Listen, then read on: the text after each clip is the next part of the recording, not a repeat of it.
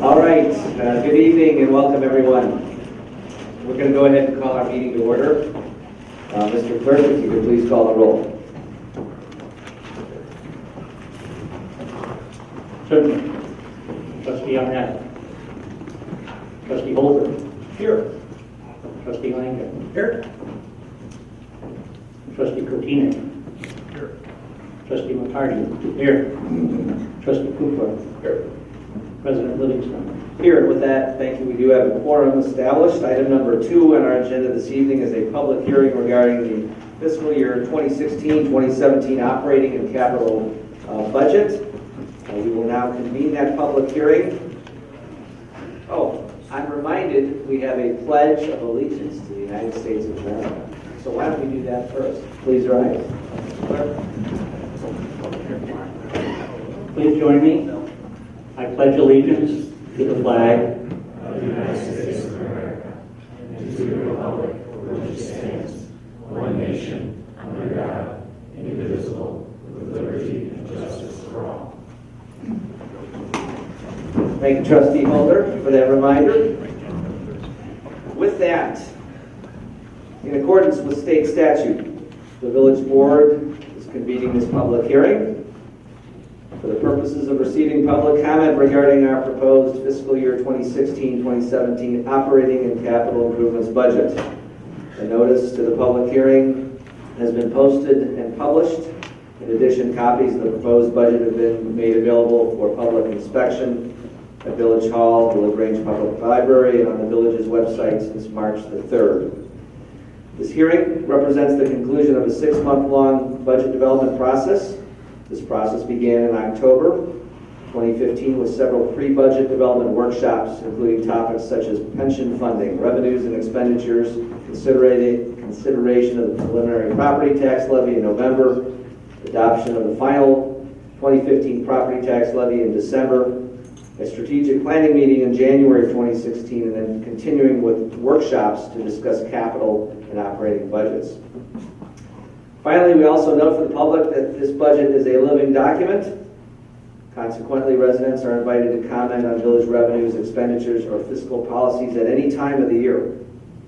After all oral and written comments have been heard, we will adjourn this public meeting to the rest of our public meeting. So with that, I open it up for comments. We will be discussing this later in our agenda. As a board, are there any public comments on the agenda regarding the budget? Seeing none, we will conclude the hearing and discuss it more as a board later. Budget. Item number 3, President's Report.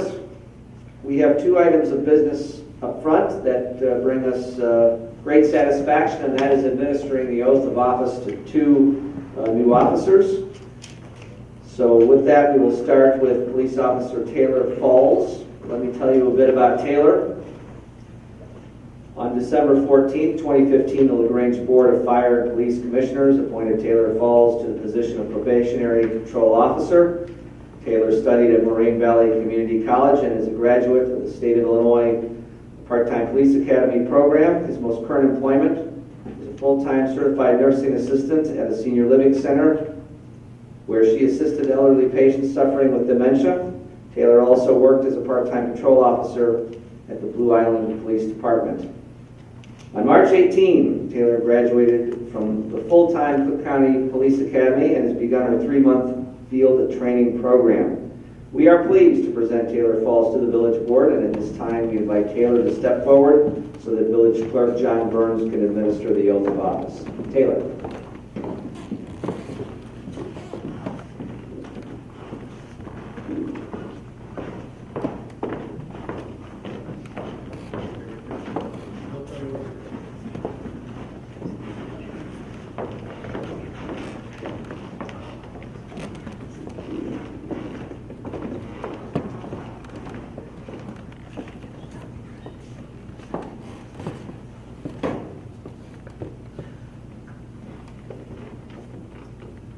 Welcome.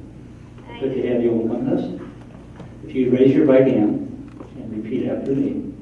I I, Taylor Falls, having been appointed to the office of police officer in the village of LaGrange, the county of Cook, do hereby swear that I will support the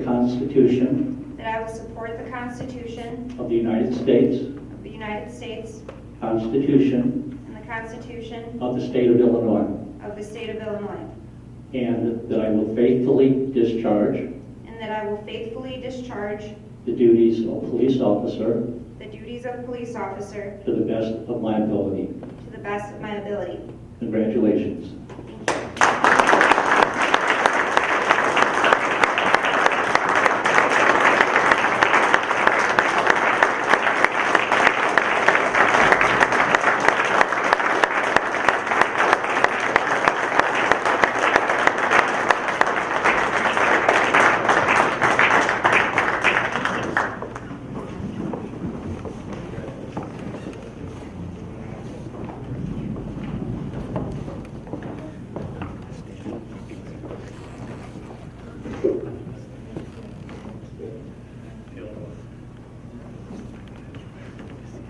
All right, Mr. Clerk, we have another. On March 18th, 2016, the LaGrange Board of Fire and Police Commissioners appointed Kyle Newell to the position of probationary patrol officer. Kyle obtained a bachelor's of social work from Illinois State University and his master's of social work from Loyola University. He was most recently employed as a program director of inpatient services at California Gardens Nursing Home in Chicago. Kyle is currently enrolled in the Basic Recruitment Academy conducted by the Cook County Sheriff's Police Department at Triton College.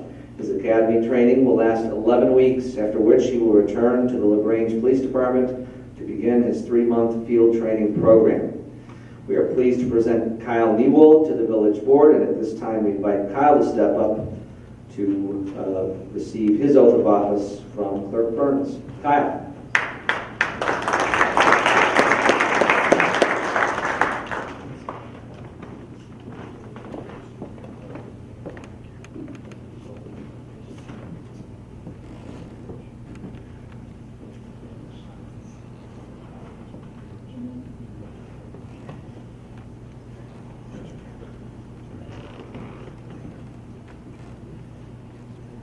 Well, welcome, Kyle. Thank you. If you would, raise your right hand and repeat after me. I, Kyle, Kyle Newell, having been appointed to the office of police officer having been appointed to the office of police officer in the village of LaGrange, in the village of LaGrange, county of Cook, in the county of Cook, do solemnly swear do solemnly swear that I will uphold that I will uphold support the Constitution of the United States the Constitution of the United States and the Constitution of the state of Illinois, and the Constitution of the state of Illinois, and that I will faithfully discharge and that I will faithfully discharge the duties of police officer the duties of police officer to the best of my ability. to the best of my ability. Welcome. Congratulations.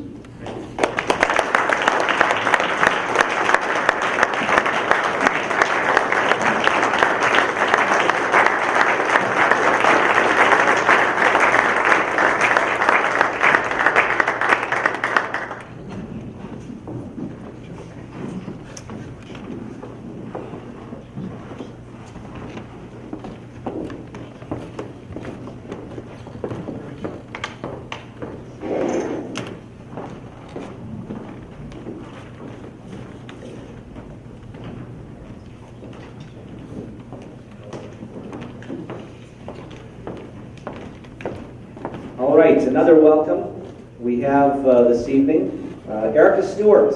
Erica has been hired as our new administrative assistant in LaGrange. She comes highly qualified through a competitive process, and we welcome her. Erica, would you please stand up, and we welcome you. And Erica will often be the front line for the village when people come in and have questions or need things, and we're just pleased to have her, so welcome. As is our practice, we always welcome a fellow elected official. It's a pleasure to have Mary Ellen Pennycook here this evening. head of the Park District Board, and we appreciate the partnership with the Park District certainly throughout the year. Just a couple of other items. Water quality report. The village's annual water quality report for 2015 is now available on the village's website. The village continues to meet all EPA standards for water quality and testing, and we would certainly encourage an inspection and review of that report. We are pleased that we were spotlighted in West Suburban Living magazine. We were featured in the April 2016 issue. The community was also featured in the February 2016 issue of Chicago Magazine, and that really was a surprise, and a pleasant surprise, and certainly a testament to all of you as residents and businesses that make this town the vibrant place that it is. Kensington Avenue Railroad Crossing Project. The BNSF has announced that it plans to replace the Kensington Avenue Railroad Crossing tentatively beginning on Friday, April the 22nd to Friday, April the 29th. The crossing will be completely closed during the work. Vehicular and pedestrian detour signs will be posted, and we appreciate your patience. The 50th Street Storm Sewer Project, so this is east of Brainerd Avenue to the village limits of McCook. The bid opening for the 50th Street Storm Sewer Project was held last week. The low bid came in under budget and is in the process of being reviewed. We anticipate that a recommended award, board members will come to you for the village board meeting on April the 25th. ComEd Smart Meters. ComEd has announced that they plan to replace all existing electric meters in LaGrange with smart meters starting this July. The new digital electric meters will collect energy usage information and will give customers online information on how electricity is being used. Residents will start to receive information in their April bills regarding the upcoming meter replacement program. And at our next meeting, a ComEd representative will provide a presentation regarding the meter replacement program. Armand's Victory Pizza. Earlier this evening, I want to thank Commissioners Kukler and Langen. I say commissioners, not trustees, because they are also the liquor commissioners. They met earlier this evening to hear from a new liquor license application, Armand's Victory Pizza. Armand's is already located there, 26 South LaGrange Road, and they've been part of our community since about 2012, but the business has new ownership and plans to remodel and to add to the existing menu. And the commission then will be recommending to the village board the creation of this A2 liquor license at our next meeting. Prescription Drug Take-Back Day. The DEA, the Drug Enforcement Administration, is coordinating a national effort to collect unwanted, unused, and expired prescription drugs on Saturday, April 27th from 10 a.m. to 2 p.m.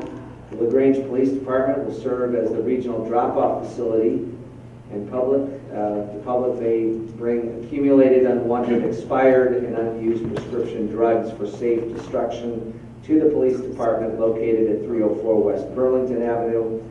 Acceptable items include prescription capsules, pills, and similar items. Unacceptable items include liquids, syringes, and inhalers. For more information, please visit the DEA.gov website of the LaGrange Police Department. Sergeant Tom Cimbalista at 708-579-2334. Two more items, I promise. It's a little longer than normal. Electronics recycling event. A resident electronics recycling collection event will be held on Saturday, April the 16th from 9 to 11:30 in Westchester. While appliances will not be accepted, computer equipment, printers, telephones, stereos, and most televisions will be accepted. And a complete list of the accepted and unaccepted items, as well as a map to the collection location, is on our village website. And finally, hydrant flushing. The annual hydrant flushing program has commenced and is expected to be completed by the end of May. Crews plan to flush hydrants both during the day and night, Monday through Friday, depending on the location of the hydrant, traffic patterns, and other factors. Signage will be posted on streets notifying residents where crews will be working in advance of the flushing activities. For more information, that too is on our village website, or contact Public Works at 708-579-2315. With that, I have no further items to report. Mr. Clerk, I would ask you to read the items on our omnibus agenda. Certainly. Matters on the omnibus agenda will be considered by a single motion and vote because they have already been fully considered by the board at a previous meeting or have been determined to be of routine nature. Any member of the Board of Trustees may request that an item be moved from the omnibus agenda to current business for separate consideration.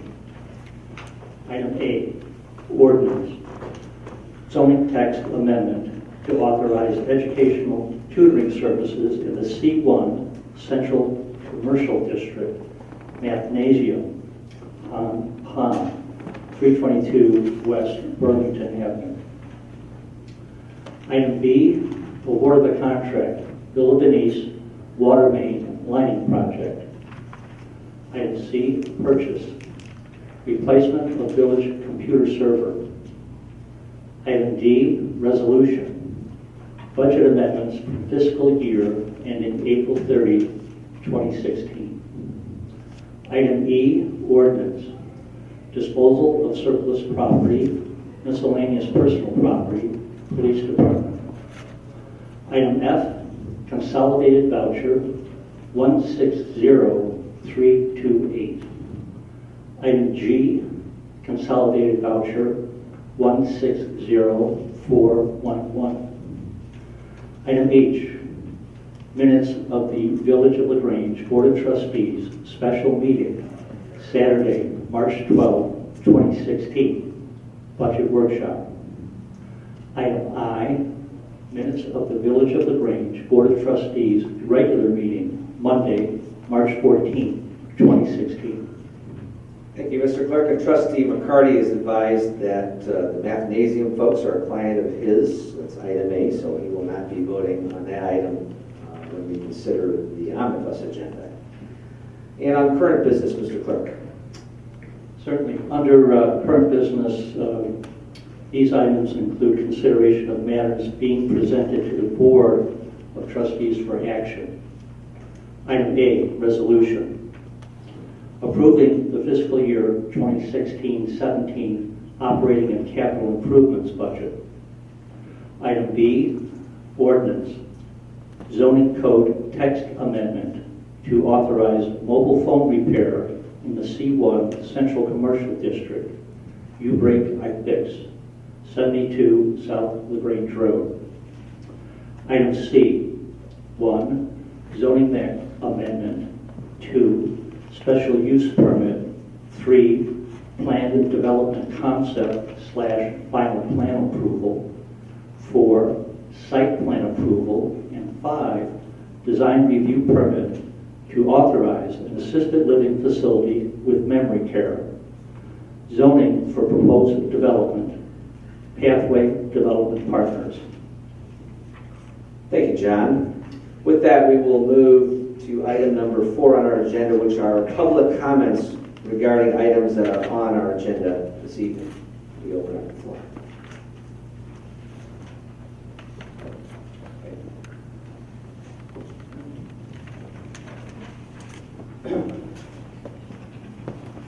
Good evening. I'm Helen Hood. I live at 421 South Spring Avenue in LaGrange.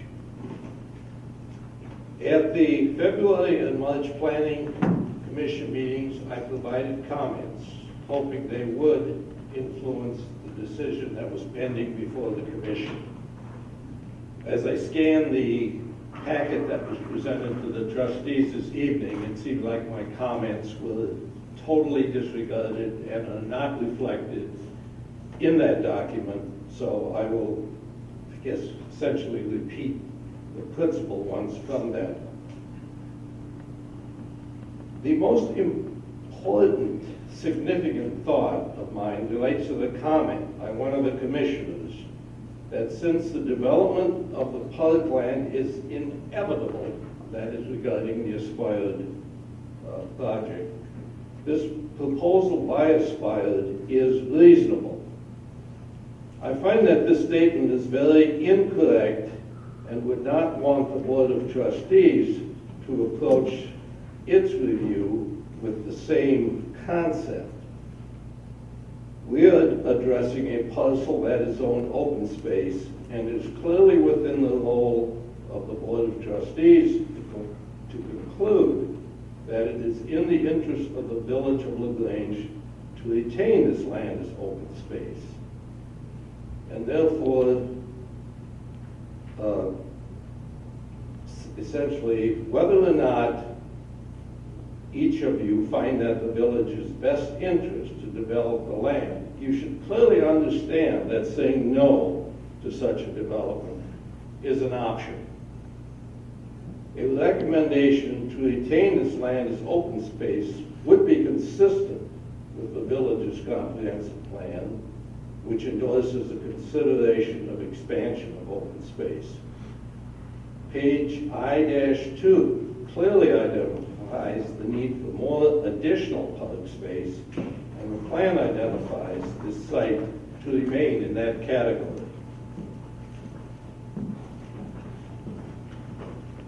The amenities that were proposed to the court when it was evaluating the proposed sale to justify the loss of public space has already been developed. While the district has been prone to point out the negatives of these parcels in their current management, certainly very beneficial uses could be planned for their uses as parkland, as was the case in the past. It therefore follows that there is no mandate for the village government to approve the zoning to facilitate this sale.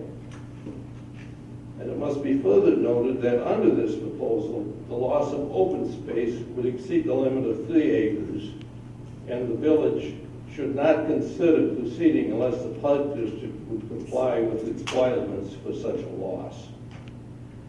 I cannot understand how the Planning Commission could endorse this proposal as presented to rezone open space for the parcels, while it ignores that the proposal also includes the paving of open space land for private use. This use is clearly not acceptable for land zoned open space, while roads that facilitate park use may be considered as an accessory use if they facilitate a principal use. In this case, it is not true. At worst, the park district, if it is to retain ownership of the land under the proposed roadway and the access road, should be required to also seek a zoning change, and this would clarify that the loss of parkland was indeed more than 3 acres. While one can understand that the village government and the park district should cooperate in their respective roles, this should be one case where the role of the village as a zoning authority should exercise its independent jurisdiction and keep the open space open. While the park district continues to identify that the parcels to be sold are of little value, I think otherwise. The existing slopes are by far the most significant in the village. Certainly, the plan to restore the parking lots should include a plan to use the northern end for a sledding area to facilitate the enjoyment afforded by the slope. While my review has identified several technical questions as presented in previous statements, I do not wish to repeat them, but I find that the village's consultant has addressed most of them, except for one point. If there is any sense that the Board of Trustees would recommend a favorable action on the proposal, clearly there should be a firm definition of how the village's property, that is the parking areas, the minimal land north of those areas, would be rehabilitated as part of this development. Thank you. Thank you. Thank you, Mr. Hurd. Appreciate that.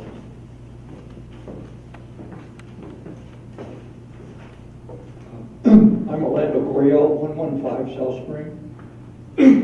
Excuse my voice. But I like to, two particular comments. One, I request that you table a vote for this proposal until the legal issues have been resolved.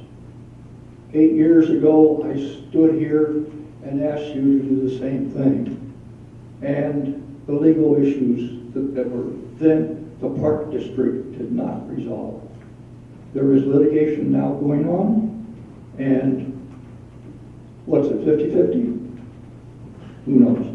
But anyway, I would recommend that you table the vote. The other thing is dealing with the contingent contract, because the ordinance, draft ordinance wasn't available to me. There is an issue dealing with the roadway called Shaman Avenue and the Service Drive. That is, according to the agreement, is Park District property.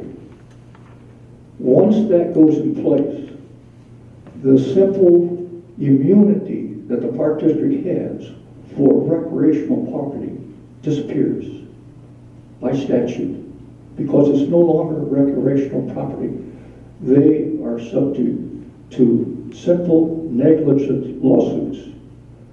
I don't see any address of that at all in any of the documents or before the Plan Commission, but you should review the statute. The statute is 745 ILSC 10/3-106 West 2010. Thank you. Thank you, Mr. Coryell.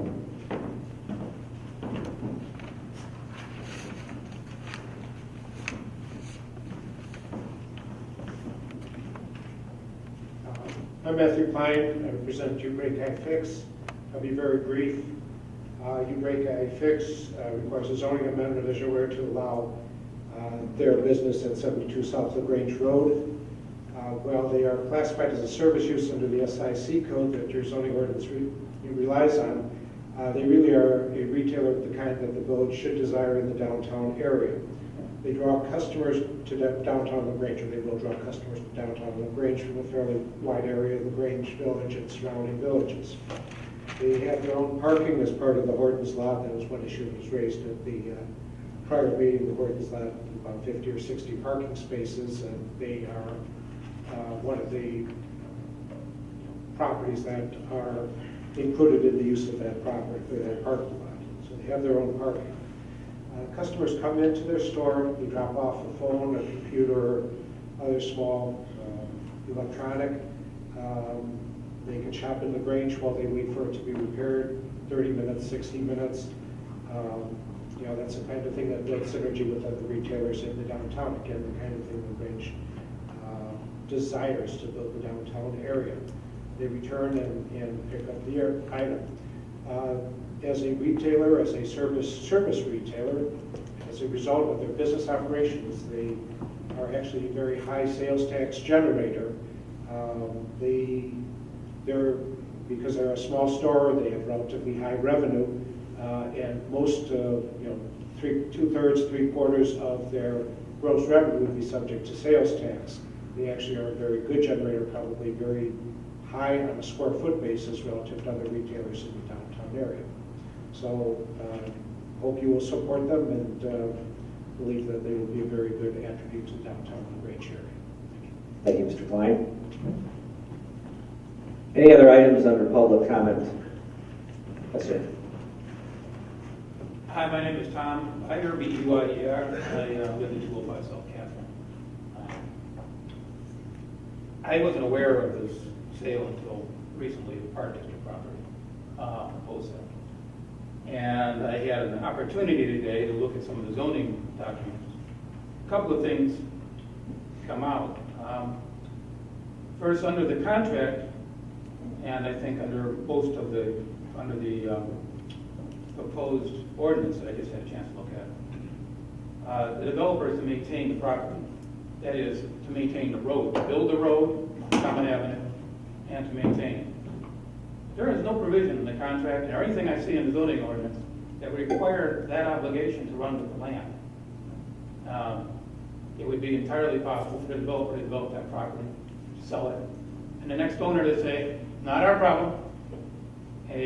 There would have to be a provision that requires that maintenance to continue by the people who now would own parcel 1 and parcel 2. Parcel 2 and parcel 3. Parcel 1 is the roadway, Shaman Avenue. Also, I note that nothing in the contract, or nothing I see here, gives Pathway an easement over that property. So I would think if I was Pathway's attorney, I would wonder a great deal exactly how it is I'm going to maintain egress and regress from my property. It may be possible, if the Park District has another agreement that we don't see in the ordinance and the contract to give an easement. It would be questionable considering that effectively they are giving up more than 3 acres at that point. And they're only authorized to sell parcel 2 and parcel 3, not parcel 1. The zoning application only applies to parcel 2 and parcel 3. There is nothing in the application regarding parcel 1, which again is Shaman Avenue. Yet you're talking about building a road, which certainly changes it from open space. So if you were to approve the ordinance as it is right now, it still wouldn't apply. I mean, you wouldn't build a development under the ordinance because you still have parcel 1 shown as open space. As you all know, there was a hard-fought battle over this, and the sale of this parkland. I think you all know that anyway. And in order to get the order the Park District got, it had in court to say and swear that they were not selling parcel 1. But that's what they're doing effectively. They're talking about again, in the ordinance apparently, or at least part of it, there's a lease. How long is that lease going to be for? Forever? If you give them parcel 2 and parcel 3, it seems you need to give them parcel 1 forever, otherwise there'll be no egress and ingress from the property. Now I know Mr. Orlando filed something, I'm not even sure what it is, but it doesn't address that issue. And that's the issue that actually will probably stop this case from going, or this sale from going forward. It is an end run. It's an attempt to sell over 3 acres of property by the Park District. It's, I think it's disingenuous at best. It's an attempt to skirt the law. And I don't think this body should assist them in doing it. Thank you. Thank you. Other items for public comment?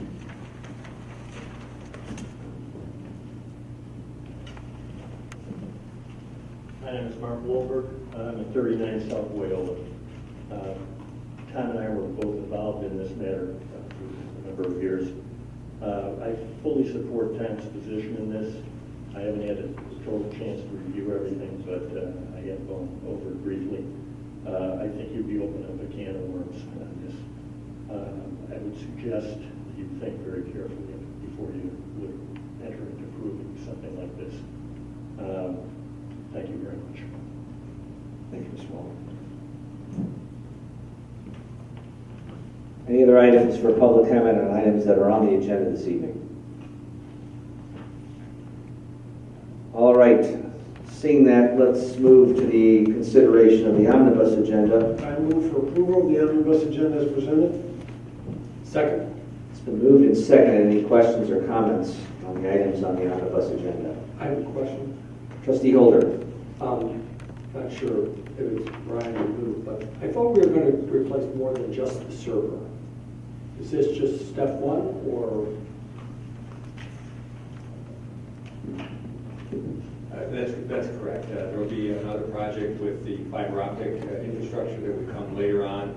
But the first step is getting the new server installed and the current data transferred over to the new server. Great, thank you. Thank you, Trustee Holder. Thank you, Lou. Other questions? Seeing none, Mr. Clerk, roll call vote. Trustee McCarty. Reminding you that I'm recusing from the Math Museum issue. I'm voting aye on the rest of the omnibus. Thank you. Trustee Kukler. Aye. Trustee Cotina. Aye. Trustee Holder. Aye. Trustee Langen. Aye. And with that, the omnibus agenda passes. Item number 6 on our agenda, current business, item A, resolution approving the fiscal year 2016-2017 operating and capital improvements budget. Refer to Trustee Kotinak.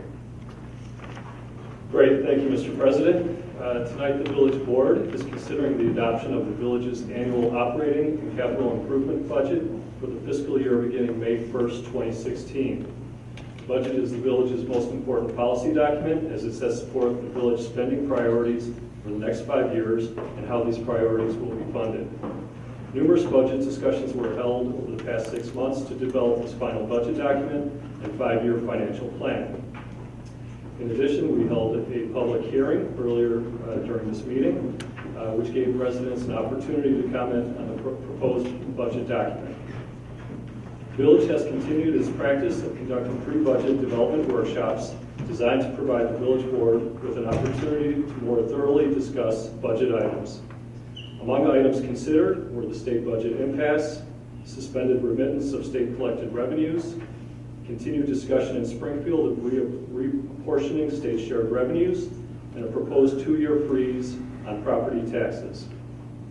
As such, the village staff has proposed a fiscal year 2016-2017 village budget that remains status quo.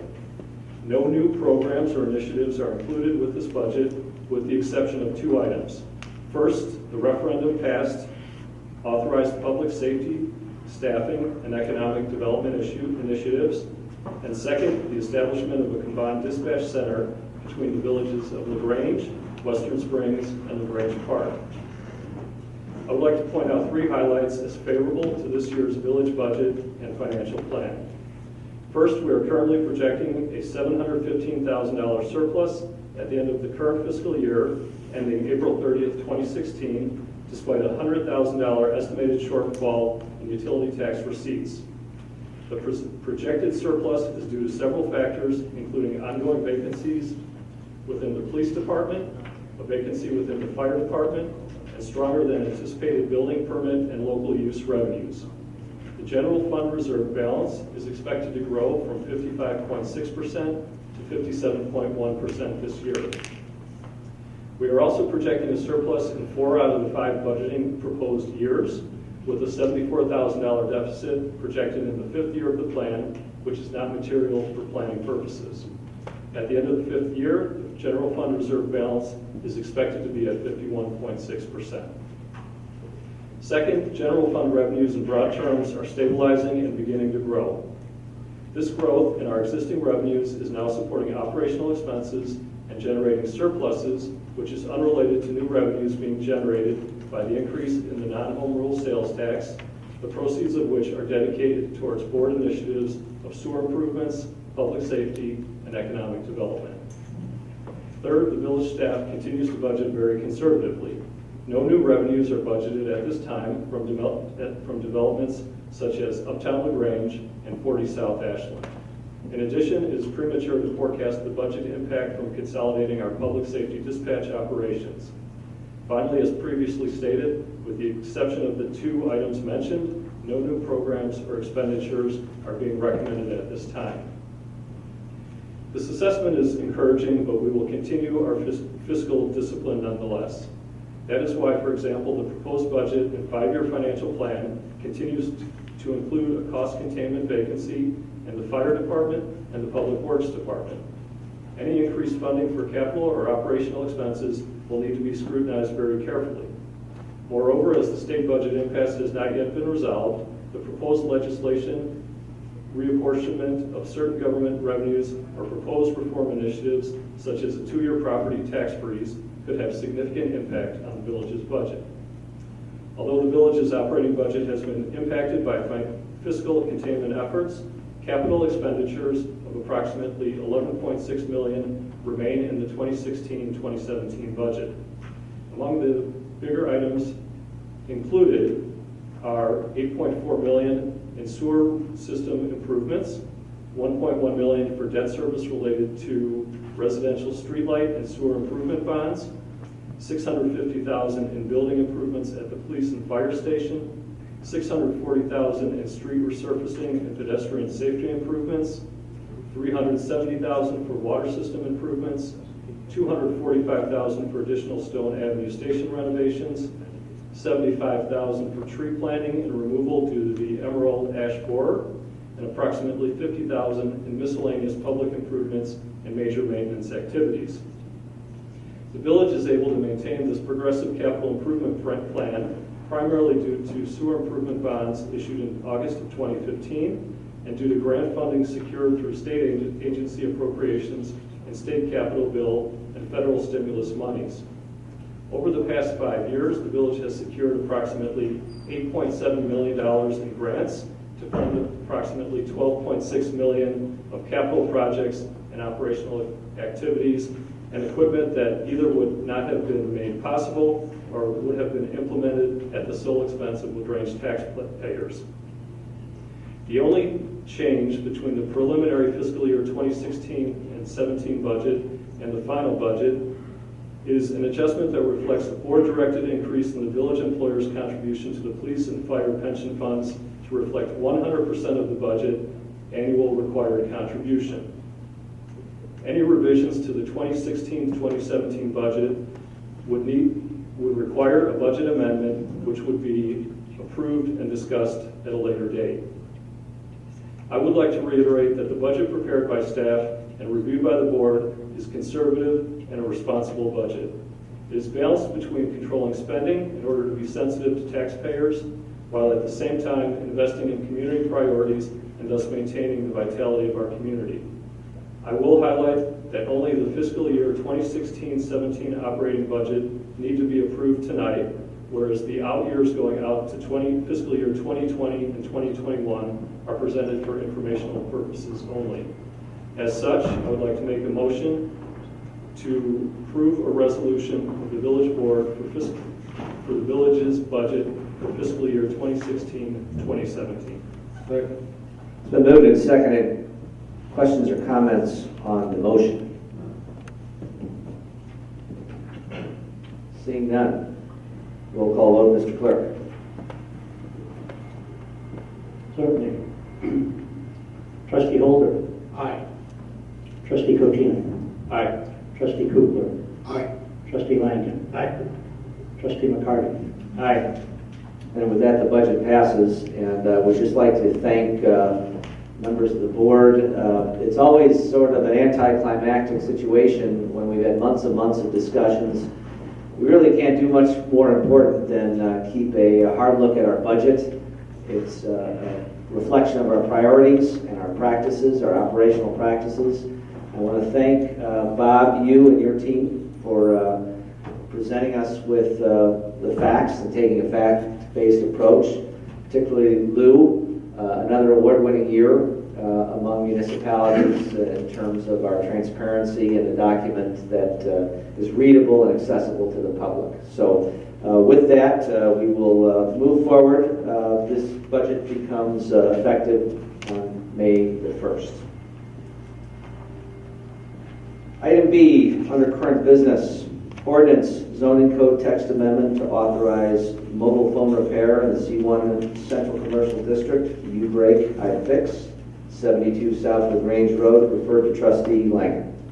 Thank you, President Livingston. Jeff Schwartz has applied for approval for a U-break iFix mobile phone repair shop on the first floor of the building at 72 South of Grange Road. The repair shop will include sales of mobile phone cases and other mobile phones and computer accessories. The proposed location of the repair shop is located in the C1 Central Commercial District and also is within the area of the C1 district known as the core retail area. The proposed use is classified in the Standard Industrial Classification or SIC manual in the category of electrical and electronic repair shops.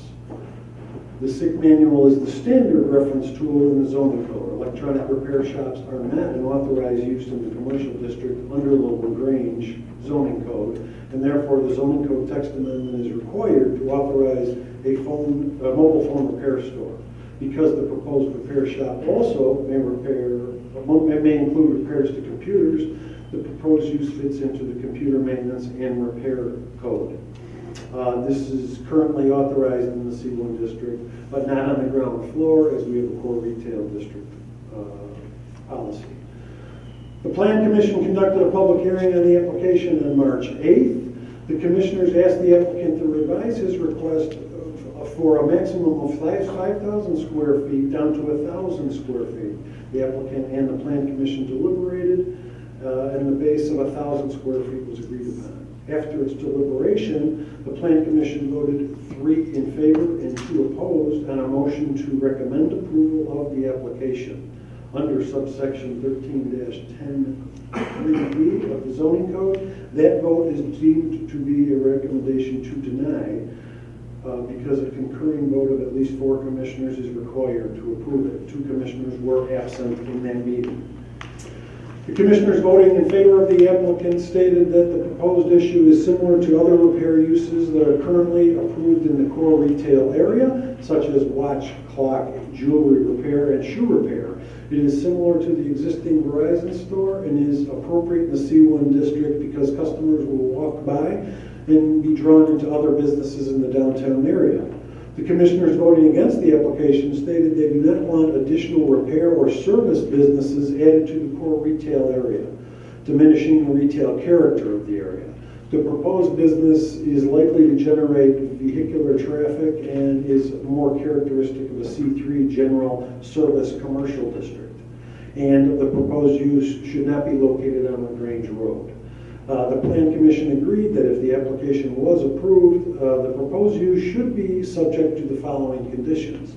The use should not occupy more than 1,000 gross square feet on the first floor.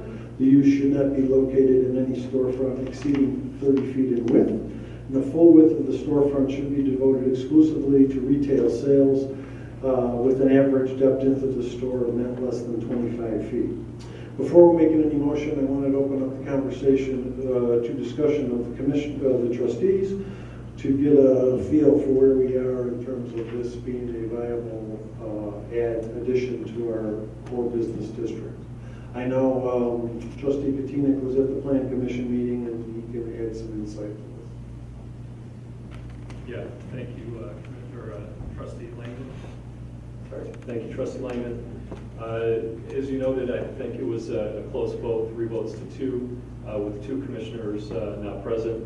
I will note that I did reach out to 1 commissioner to see where they would have voted, and they would have voted in favor of the proposal. So I think this business needs some consideration.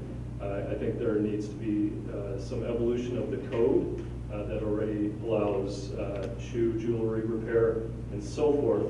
And I think this business is very much in line with that, with the code being written before this type of technology really emerged and became more prevalent in today's day and age. I do have some notes. I think Mr. Schwartz has been very receptive to the comments by the commissioners in terms of square footage, providing more retail space. There were some comments on parking and traffic. And I just did some back of the envelope calculations. Over a 10-hour day, they would have about 70 customers or 70 visits, so about 7 customers per hour, just assuming a straight delineation of their business. There is parking in the back of Horton, so I have trouble thinking that we want to encourage retail business in the central business district, but aren't willing to let people drive there and park and do their business. So I'm personally in favor of, I do want to say, supporting the commission, which I think would have had the 4-2 vote, and I ask my fellow trustees to consider the same. Thank you, sir. There is a representative here from You Break It, I Fix It. Could we ask a couple questions, please? Hello.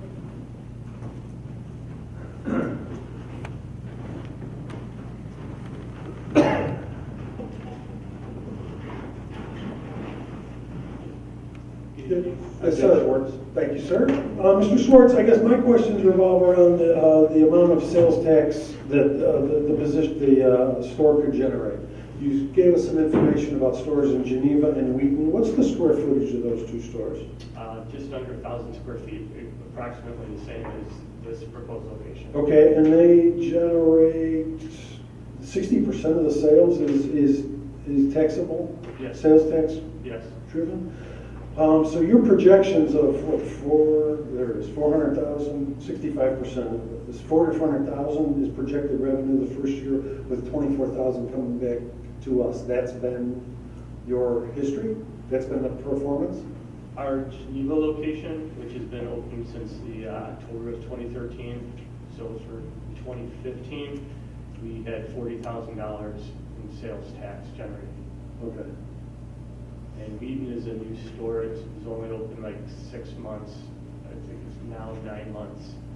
I think the numbers are on there. I'm not super clear on that. 12,000 there, or 12,000 for merchandise sales. Okay. Do you have any idea how long it takes to normalize sales in these stores? Is it a 1-year startup or is it longer? From what we've seen, it's about a year. There are approximately just under now 200 U-Break iFix locations nationwide and in Canada. And I would say most of them, after about a year, really start, the word of mouth really catches on. So I'd say about a year is the time frame that stores really start to take off. And to be clear, in addition to phones, you do computers and other sorts of things. Our mantra is, we'll look at anything with a power button. Typically, we are cell phone repair, tablet repair, computer repair, being hardware, software, virus removal type of stuff. We fix gaming consoles. Somebody wants to bring a lamp in, or a cherished older item, like an old iron or something that's worth something to them. We'll take a peek at it and see if we can look at it too. But typically, we are, most modern, to electronics and Thank you. A quick question. Your stores in Wheaton and where's the other one? Geneva. Geneva. Those have covenants against selling phones themselves, correct? Those stores do because of the fact that the building that those two locations are in, or the shopping center, if you will, the carriers in that location do not like us. They have the right in their lease to say, hey, you guys can't buy and sell phones because it'll cut into us. And so at this location, you would sell phones? We have the ability to buy and sell phones, computers. And that would be both new phones and reconditioned phones? And it would have to be reconditioned phones. I would have to find out specifically from the actual franchise if that is something that we can do with respect to phones. But I don't think we would probably want to go there having Verizon and Sprint and the other carriers who really do support us. I don't really want to. But you could sell reconditioned phones? Yes. And, okay, that's great. Thank you. Other questions? I have no other questions of him, but I do have some comments. Comments, please. Thank you very much. Thank you.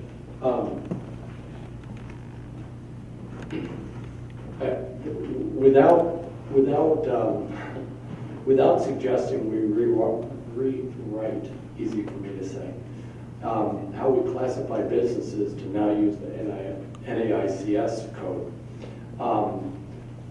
The SIC code system has been outdated for a while, even though they've added to it, and this is a great example of why that sort of thing is happening. I do agree with the applicants and the Plan Commission's findings that, the category for this being electrical repair shops is not fitting, because they're not an electrical repair shop. And I do like these codes, I do like these services. I think for the most part, because with the average repair taking an hour, gives people, I'm not going back home. I'm gonna walk around, I'm gonna get a bite to eat, I'm gonna do stuff.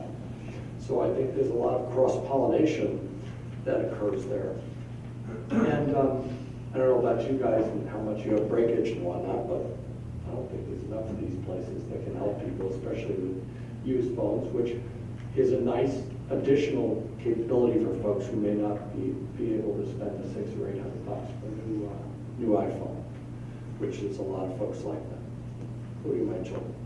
So I support this. I think this is a nice use. I think it's fitting in what we want in our C1 district.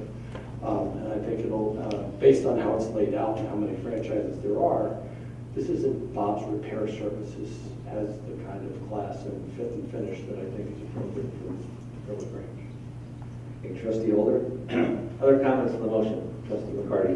Just a quick historic perspective on this whole concept of no service in the C1 district. I think that's one of the a zoning idea that came about in the 70s as small downtowns were dying in an attempt to force retail into areas that it really is no longer as viable. And I think the concept of a dark storefront is far worse than a storefront that may not be selling gold and silver and shirts and shoes.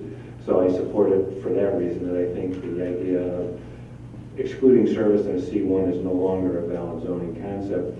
And then also the idea, back to why places like shoe repair and watch repair are allowed, is because they're a convenience service. And there's nothing more important or necessary than getting your cell phone fixed quickly. And for all those who have gone into AT&T or Verizon, they'll tell you, well, send it back or do this. That's weeks. I want my cell phone repaired today.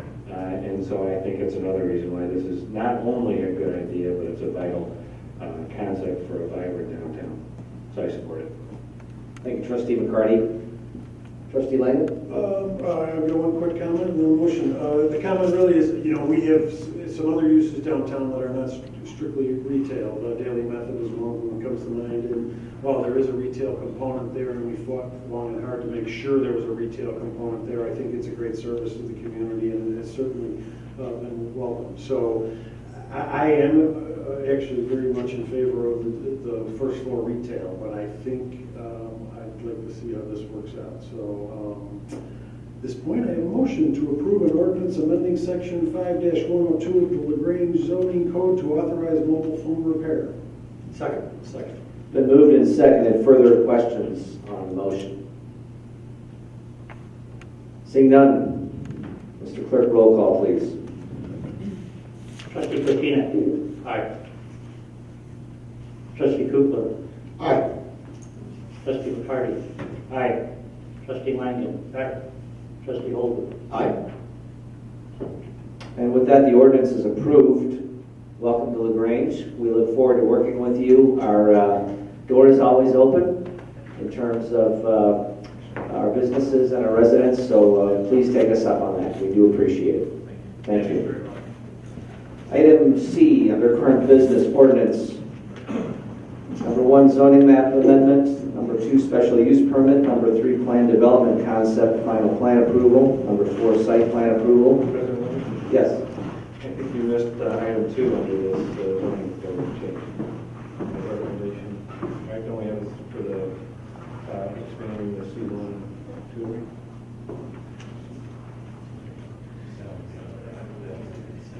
That's part of the ordinance. No, there's a second item under this to expand the tutoring to all of the students. Isn't that item 2 in the recommendation? I thought we could do that separate. Yeah, it's supposed to be a separate thing after the you break it. Are you talking about Well, the mathnasium or the other? The mathnasium, but you have a second item that said it should be a second vote to expand C1 to the tutoring to all of the C districts. Oh, is that the recommendation? What you wrote. It's item 2 here under the recommendation, and it should be a second vote. Why don't you say that loudly on the record, just so we're all on the same page? Thanks, Trustee Mark. McCarty is correct that that was a consideration, but that was at the plan commission level. What has come up on the agenda for the board of trustees sort of included that that in two different places, one on the consent agenda for the mathnasium and the other for this repair shop. So you're absolutely right in your reference, but that was at the Plan Commission. Trustee McCarty, does that answer your question? It does. I know they were looking to get that change in the zoning. So, we'll talk about what the way to do it is. Okay, well, let's revisit that at the staff level if we need to. Mark, thank you very much. Appreciate that. With that, let me, just for the sake of continuity, start from the top here on the provisions of the ordinance under item C. Number 1, zoning map amendment. Number 2, special use permit. Number 3, plan development concept, final plan approval. Number 4, site plan approval. And number 5, design review permit to authorize an assisted living facility with memory care, zoning for proposed development, pathway development partners, aspired living of Grange, 35 Shawmut Avenue, referred to trustee Lang. Thank you, President Livingston. On January 2016, Pathway submitted a full set of plans for its project and application to the village, requesting the following approvals. President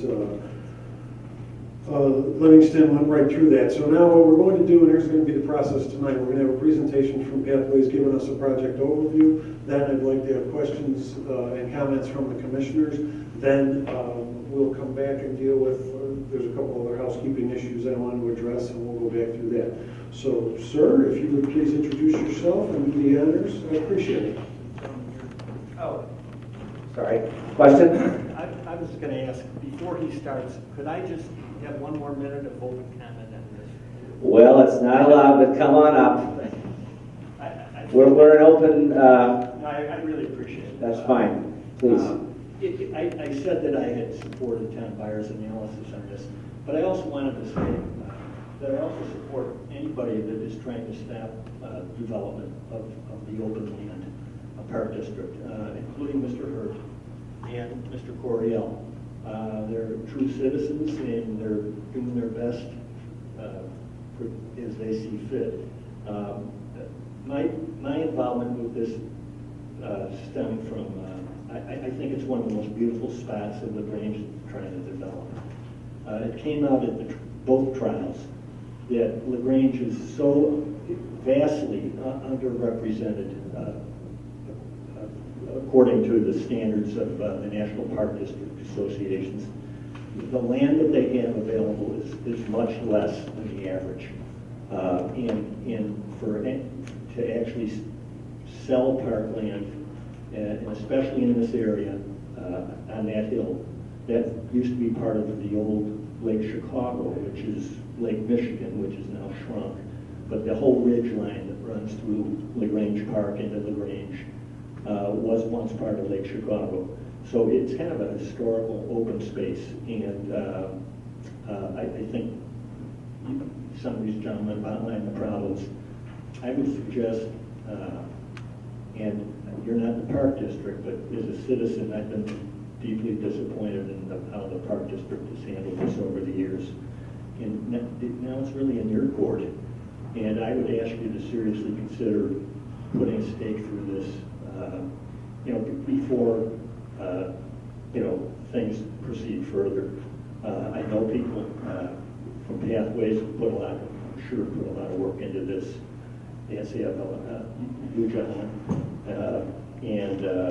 But I think the time has come that, LaGrange needs open space. And I think to put that in this area and to give up a pretty large portion of our parkland, isn't in the best interest of the village. We're a landlocked village, and there isn't much left. So with that, I just wanted to add that I do support anybody who is also working on this. So thank you for letting me do that. Sure thing. And we'll certainly hear from the applicant now and discuss some of the things that Harlan and Orlando and others raised from a technical standpoint. So please, welcome. Good evening. I'm Bob Helly. I'm a partner with Pathway Senior Living, Pathway Development Partners. I should note that I'm not here to opine on the sale of parkland. Our presentation is really geared around the zoning portion of this. But I would like to present our project as we've discussed it with the Plan Commission.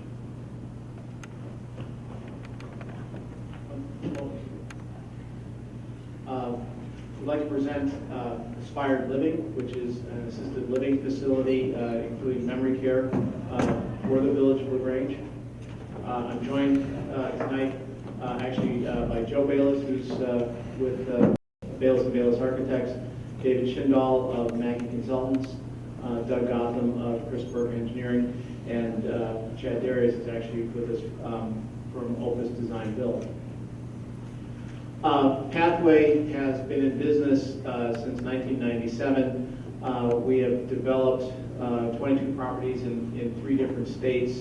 I'm proud to say we still operate our first property that was developed in Joliet and opened in 1998.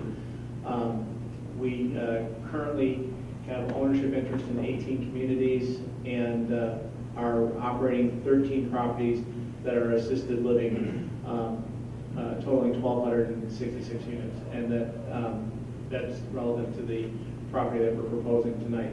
Currently employ 756 people throughout the portfolio.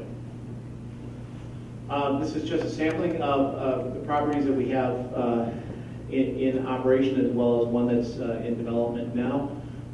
We work both in urban environments and in suburban environments. Property in the upper right is in the city of Chicago on a lot line. The lot line of property at the bottom is in development in Lake Zurich. So we work a large area throughout the large region throughout the Chicago area. These are a sampling of some of our interiors, club rooms, dining rooms, lobbies and living areas, parlors, again more dining rooms, theater. We feel this gives a reasonable example of the fit and finish that we would propose for LaGrange, and we've executed in most, if not all, of our properties. Assisted living is not really geared around the bricks and sticks, although I'm the bricks and sticks person. Assisted living is really a service package for residents who have needs in terms of assistance with daily living. And so the important factor for us is the operating side of our business dwarfs the development side. Their role is on a day-to-day service program, food service, activities, healthcare to our residents, and their function is far more important than the function we provide from a development standpoint. Viva is a trademark program we have that encompasses all of our wellness and activity and health programs. These are just a sampling of the awards and programs we have within our Viva program. Food service, activity programs. My favorite one, C Spot Retire, and that's actually the one that gets the most press, where every building all buildings have house dogs. We also allow our residents to have pets within the buildings. This is to make this a comfortable and home-like environment for all of our residents. I rattled through those very quickly. The slides certainly will be available to the board. In the interest of time, trying to focus on the project itself. The project we're proposing would be a Class A market rate rental assisted living facility, and that's to draw a distinction, as I'm sure most of you are aware. Plymouth Place is a very fine continuing care retirement community. It's an entry fee based community. They're a little bit different than what a rental assisted living facility would be. We actually would kind of fit as almost a subset within some of the services that Plymouth Place provides, but we're really focusing on seniors that need assistance with activities of daily living. So we don't provide senior cottages, independent living, and we're not a nursing home. This is very focused on seniors who really shouldn't be living independently completely anymore, but do not require nursing home care. So we provide apartments with kitchenettes, one-bedroom apartments is the core design of this building, but The building is there to provide the full services that these residents need, including wellness, especially food service and activities. So within the building, we have a wellness suite, art galleries, activity areas, life enrichment with kitchens, spa massage room, courtyards, multiple dining venues. Again, we're trying to create an environment where these residents who are there most days can have a varied and enriching experience. We work under licensure of the Illinois Department of Public Health, and the project will employ slightly over 50 full-time equivalents. We'll bring this back at the close to the consolidated plan, but essentially, as I approach 60, I realize seniors who are able-bodied have a plethora of housing choices available to them. Either we may stay in our own homes, we move to a condominium, an apartment, Florida. All of those options are available. If the resident can no longer live alone and needs assistance with daily living, the number of options shrinks dramatically. And especially in this area, by our calculations and third-party market studies, there are 6,600 seniors in this area today, and that number will only increase to 6,750 by 2020. These are people who need assisted living, who have at least one or more needs for activities of daily living, bathing, dressing, cooking. And my vision is not good enough, but I think we're at 744 existing units within the same territory. So there's a huge imbalance between supply and demand, and as I'm sure you know, these areas are very densely populated, very densely built out. There are not a lot of places to put new assisted living. In Geneva and St. Charles, there's assisted living facilities going up every day. But in the inner ring suburbs, it is very difficult to find these options for our seniors and for, as adult children, for our parents. This, I'm just using this for orientation. This kind of gives you a neighborhood plan. Our building is the orange in the center. Above us to the north is Plymouth Place. To the right there are the cottages at Plymouth Place. Grange Tower is immediately to our left, and immediately below us is the development of Uptown of Grange. So I'd like to introduce Joe Bayless, our architect, to walk you through the plans.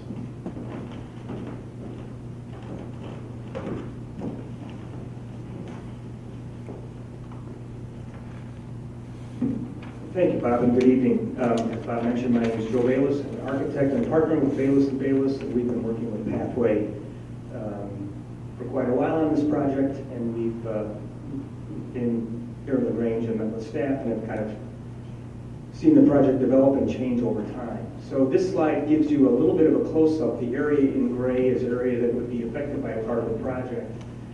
The left-hand dark gray portion of the building is a one-story building that is dedicated to 32 memory care residents. Some people that need assisted living need it basically just for memory care issues, and their quality of life is dramatically improved in a one-story residential setting. So they have access to a completely self-contained interior courtyard. They have great access to daylight. Daylight is a great help to people with memory care issues. And they occupy kind of a left-hand, or that donut-shaped space. The middle of the building is an entrance, a common entrance for the entire facility, shared facilities, cooking, dining for both areas, administrative spaces. The L-shaped piece is the footprint that represents the assisted living portion, and it's a 5-story portion with ground floor spaces, including some resident apartments, but primarily common spaces. They have their own landscaped courtyard that's fenced off, but it's it's open to the street, has nice covered porch, some amenities, and a little gazebo. And then across the Shawman extension is a 66-car parking space that's appropriate for visitors and staff.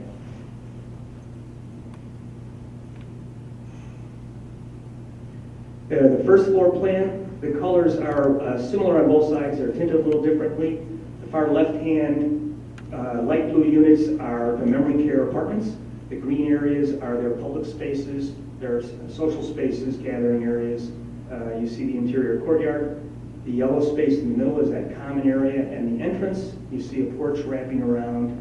The right-hand side, the green spaces are a lot of the common spaces, the spa spaces Bob mentioned for the assisted living residents. And there are some ground floor units in blue shown on the right. And there's a little matrix of unit counts and the rooms, and I think that we'll deal with those specific questions as they come up. This is a combined floor plan of the second through fifth floors, which exists for the memory care unit, and then on the left-hand side, we're looking down at the roof of the memory care wing.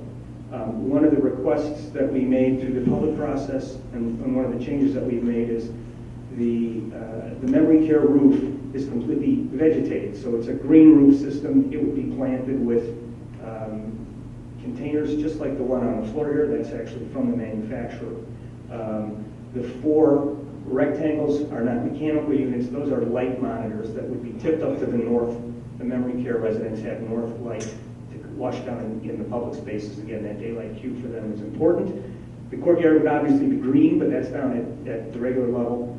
Another issue that we dealt with during the public process is we have moved the mechanical equipment for the building as far away from Grange Towers as possible. So it's completely to the east of any of the green roof areas. It's hard to see from that diagram, but there'll be a further roof plan with some units shown on the 5th floor as well. But those units have been clustered together, the kitchen equipment's all bundled, and we have a acoustically superior enclosure around the mechanical unit. So it's not just an equipment screen, if you will. It's a fully enclosed baffle with a special kind of access panel to help mitigate the noise. These are the 4 elevations of the building.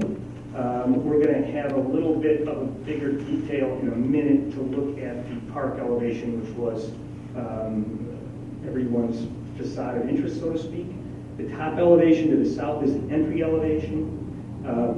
Through the process, the building has changed dramatically. We have a new set of colors, and I started to set out some palette of materials. I'll continue that in a minute. The building consists of natural stone on the groundwater course, kind of a base course of the building, then a nice face brick. The projecting bays are comprised of horizontal siding and architectural panels in some contrasting colors. We've modified the windows dramatically. There are more windows than when we started. The windows are larger. The resident units have actual sliding glass Juliet balcony doors. And then at the very top of the building, we've got a much more detailed cornice, and the top of the building is lightened a little bit with some stucco. So those are the 4 elevations. The south elevation at the very top with the entrance being in the center with kind of a raised light port. My eyes are maybe a little better than Bob's, but not much. I think the west elevation is on the left-hand side. In the bottom ground floor piece is the memory care wing in the foreground. Then we move to the east elevation, and finally the elevation that faces north is on the bottom. This is just an enlarged view of the park elevation. A number of modifications were made here. We've added that natural stone on the base course. Dave Schindel from Mackey may go into a little detail later, but we were able to modify the grade and try to bring it up to foreshorten the height of the building. There was some concern about that. And then you can begin to get a little better view of the detailed cornice work and the variation in height with the different color materials and the different color palette. We were asked to present a composite view from Gordon Park. So this is the Uptown Grange project currently under construction on the far left, and then our building, Aspired Living of Grange on the right, and that is to scale. So that is the actual distance and the space between the structures. Can you back up a second? What's the faded out thing in the middle? That is the Uptown Grange, but far, far back in plan. Gotcha. Thank you. One of the issues that we were asked to review carefully with the building massing was how this building would impact other buildings. So we have a number of images here that just give you kind of aerial views. We also developed a series of daylight slides. So we've got slides that show the actual shadows on the building through the vernal equinox and the 4 cardinal days of the year. That was very important. We didn't want to shade Plymouth Place, and on the worst day of the year, our shadows don't come up above their garage. This just gives you a good idea of the overall composition with a view from the south. You see the green roofed area again, and those tilted planes that are light monitors. You can see into the courtyard of the memory care wing. Just kind of for reference, we are from the tower residences, not the tower garage, but from the tower residences, we're set back 96 feet to our memory care wing. From the tower residences to our assisted living face is 278 feet. From uptown Grange, we're 241 feet, and we're 114 feet from the face of Plymouth. So there was a concern about the massing of the building, and when you start to see the other buildings in composition, we're kind of a little building in the group. Just another view. This one's moved around. Now we're looking back north from the south. This would be high up above Gordon Park. Here's a view from above Plymouth Place.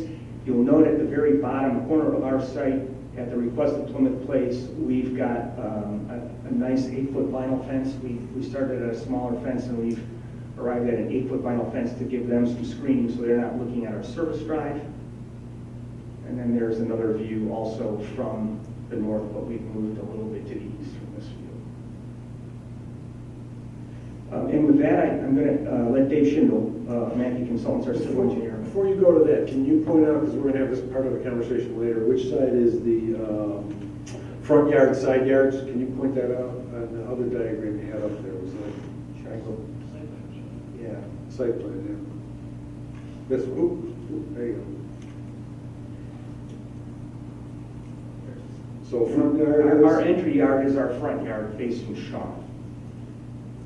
So the south end of the building? Yes. Okay, so the south end of the building is the front yard, north end is rear yard, then the other two. Got it, thank you. Okay, so we certainly are available for questions. We can go into great detail on the shading and all of those details, but I think in the interest of time, we're going to let Dave Schindel give us a little bit of an overview of the site planning design.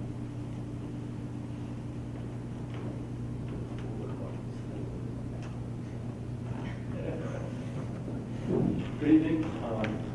I'm Dave Schindel. I'm a civil engineer with Mackey Consultants. We're part of the design team on this project. We're working side by side with our design team's landscape architect, Doug Gotham. You've generally seen the site plan and walked around the perimeter of the facility, and so I think what Doug and I will do is just maybe point out a few key site engineering elements that have evolved throughout the Plan Commission and development process of the project.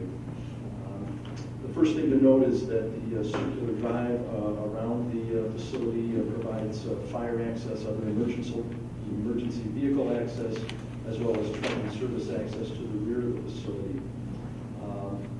In keeping with that, the Shaman extension has been designed to village standards as pavement and has been further adjusted as we develop our design to the east end to allow public access to the park.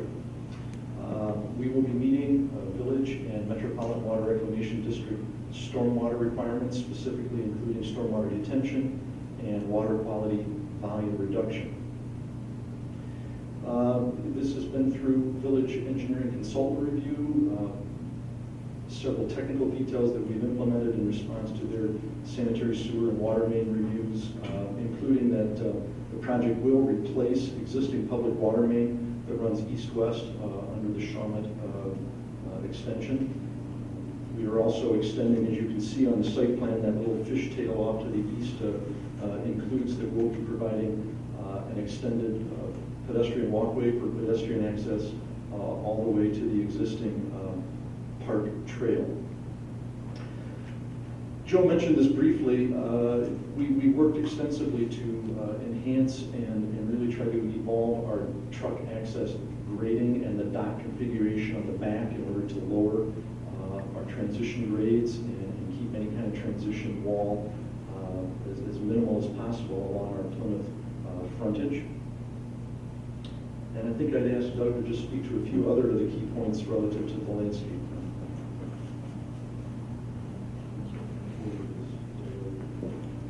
Thank you, Dave. What you see here is the color rendering of the landscape plan that we've developed for the project. We have extensive foundation landscaping all the way around the perimeter of the building. We've increased or developed landscaping down Shawmut per village standards, and we will have extensive trees and lighting as well.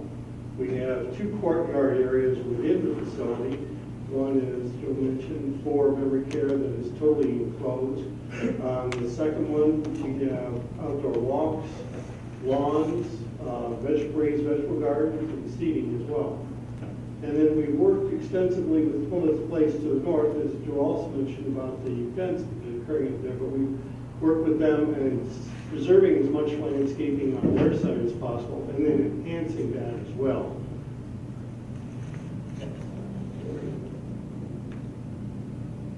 You can see it right up to the top, it's color rendered on the bottom, but we've addressed the species that they've selected, and then you can see the existing plant material and how we've been enhancing that. So we'll have the 8-foot fence plus additional landscaping on there. One thing we are dealing with right now is that is also a comment right away, and we have to make adjustments as they request as well.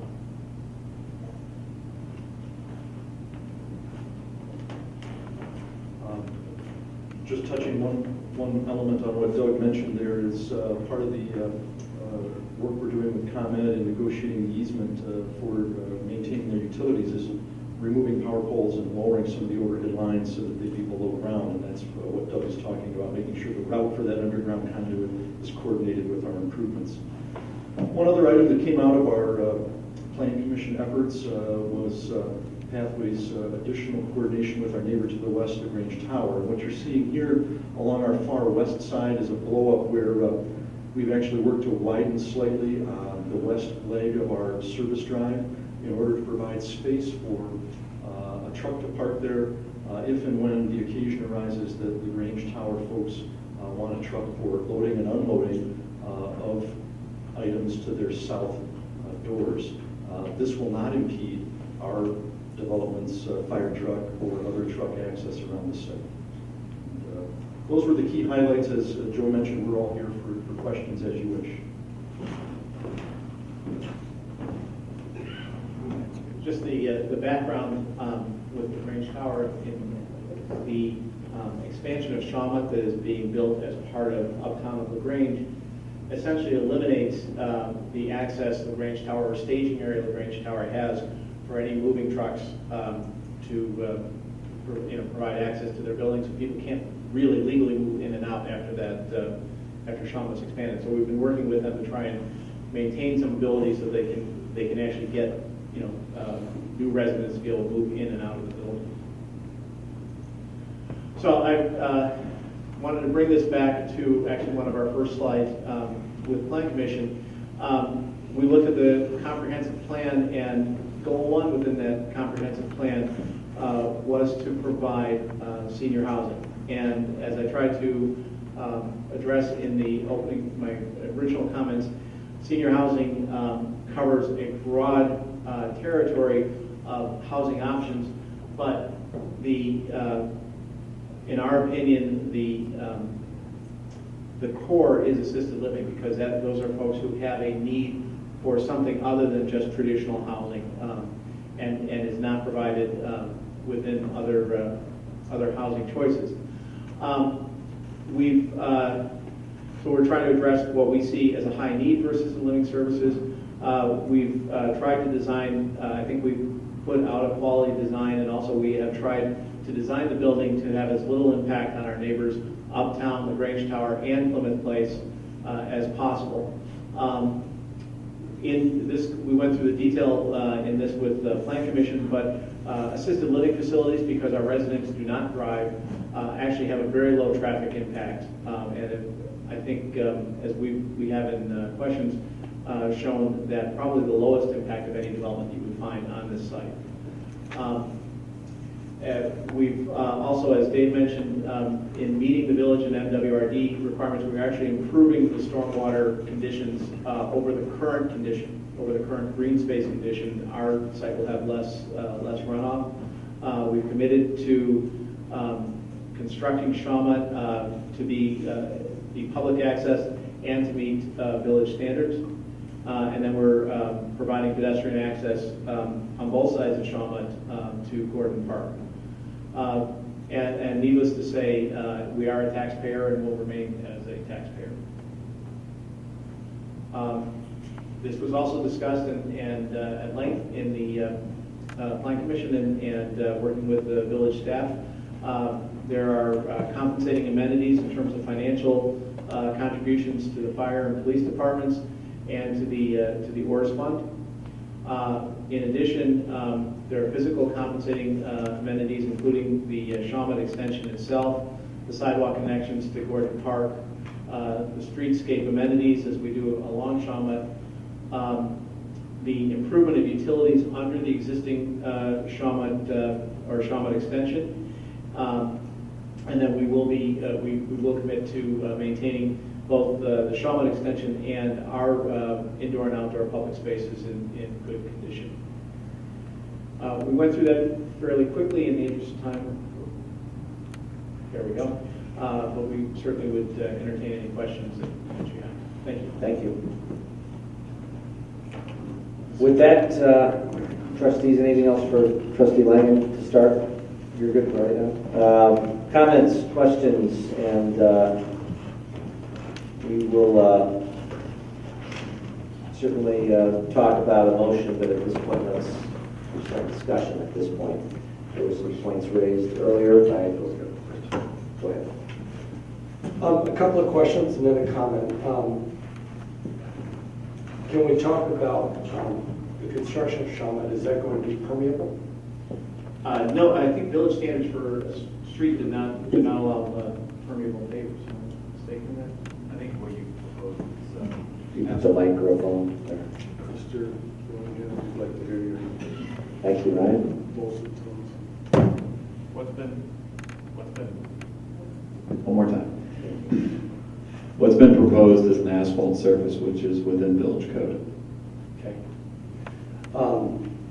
And then the other question I have is, are we going to discuss some of these claims that have been made with regard? I know a lot of it's already been resolved in the courts, but We'll come back to that. We're We're going to deal with that after we deal with the nuts and bolts of the. All right. Then my comment is, and I've been in the meetings since you all first came here, and I'm a big fan of this facility, this capability in the village of Grange. I'm also a fan of the work that you've done and the reputation that you've earned with both your operating and your physical plan.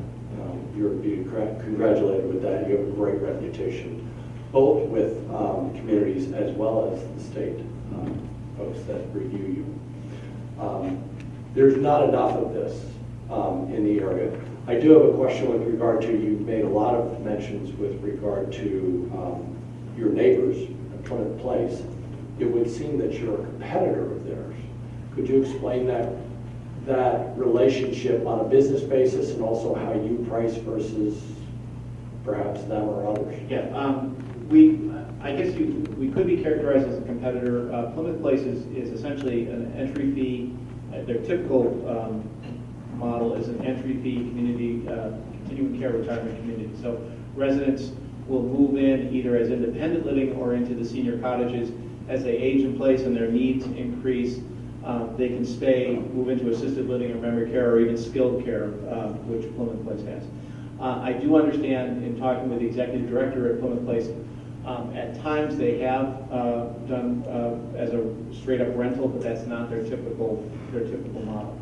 I think as I tried to demonstrate in the early slides, there's a market depth here that can easily support, their model as well as our property.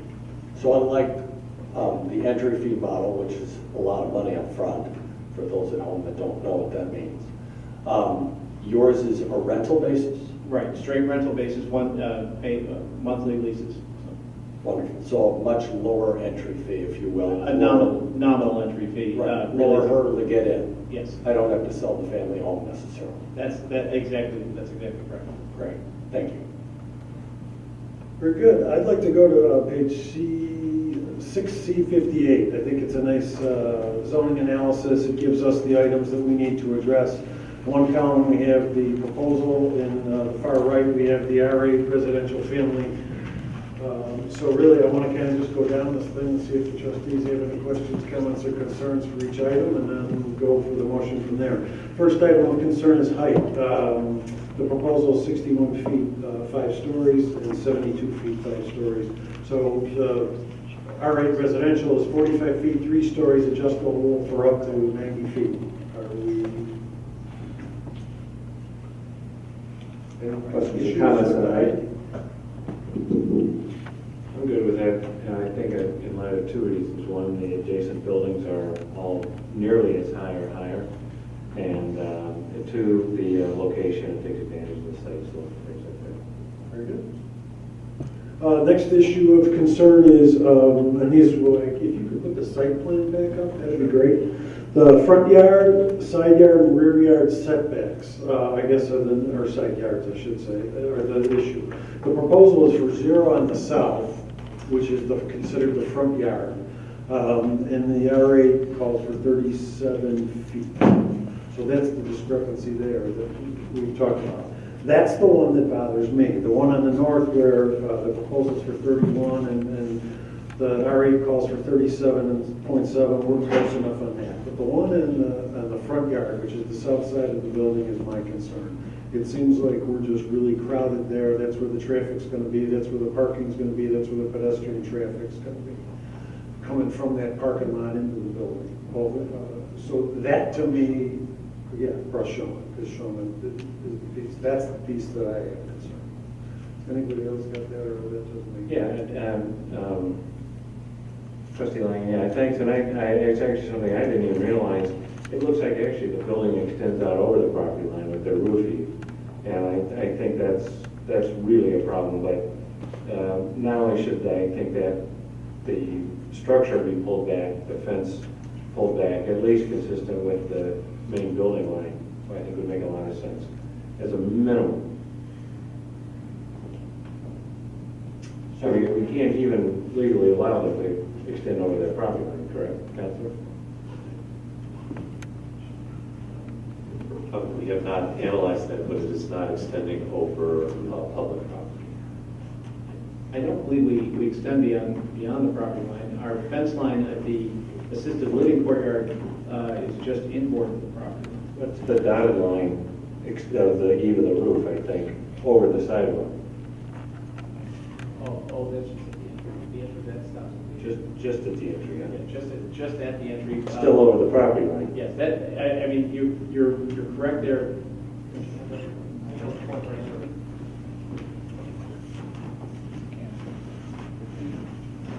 This is an open porch piece here, and it's at the property line, it's not. You've got a roof over it, and there's a dotted line that extends over there. And we're trying to get, Yeah. an opportunity during rain, or, to get an elderly person in the building. So we do have that portion as a one-story open porch that can easily be modified. It can, but I recommend, I mean, the idea here is, this is an entry for elderly residents. We're trying to keep a covered drop-off so that one doesn't have to step out into snow and ice to get into the building. Help me out, is that our property or their property? Well, none of it is the village's property. So if that circumstance can probably be handled or cured by the developer acquiring the necessary air rights or other easement rights to maintain its building in the proposed location. But that's a matter that will be between the seller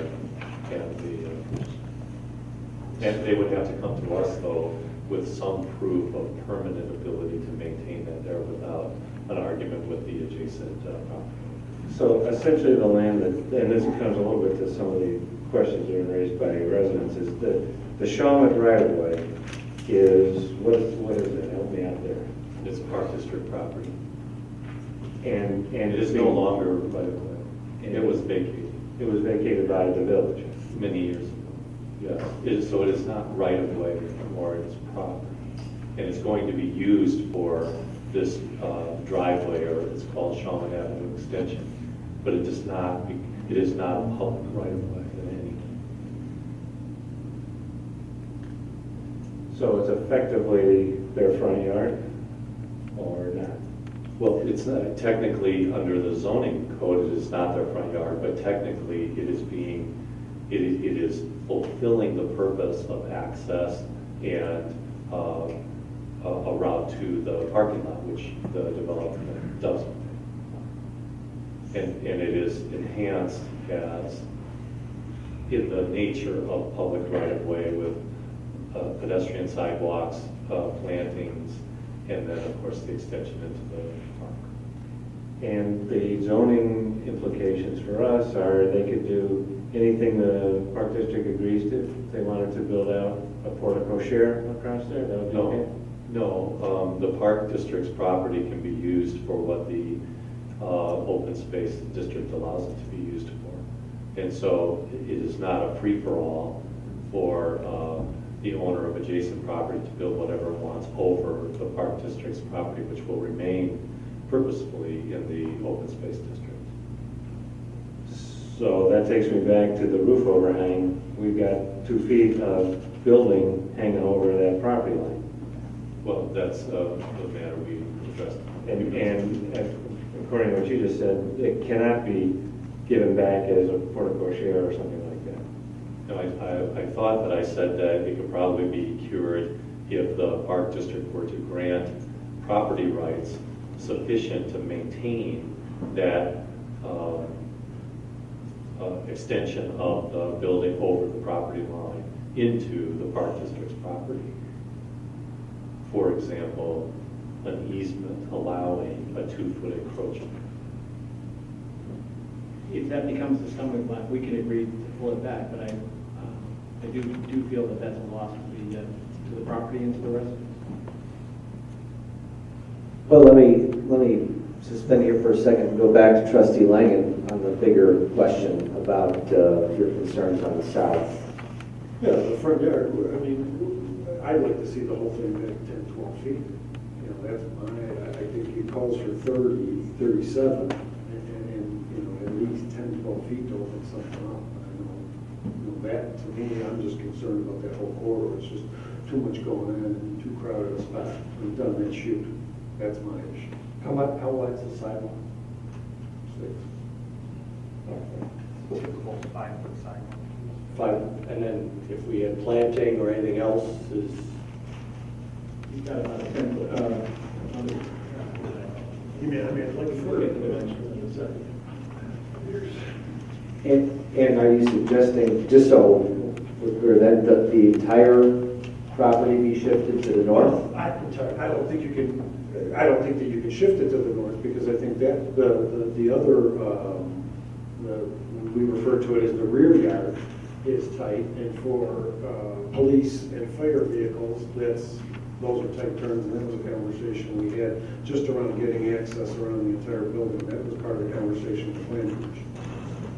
So you would be seeking, and I'll come back with it this way. So your situation is mostly the front yard south, and if there's a way to create more space on some order of magnitude that you suggest, that's your feedback process. Trustee McCarty. I guess I get to that the open space is their front yard. Which of course would lay right into the hands of the opposition, saying they have effectively sold that property to them, but it's far more for me I can barely understand the easement over the sidewalk, much less the whole thing. But I think that leads into a lot of issues, but I think from a design standpoint, they're presenting that as front yard. Right. I think. Go ahead, Jim. You can't talk out of the microphone.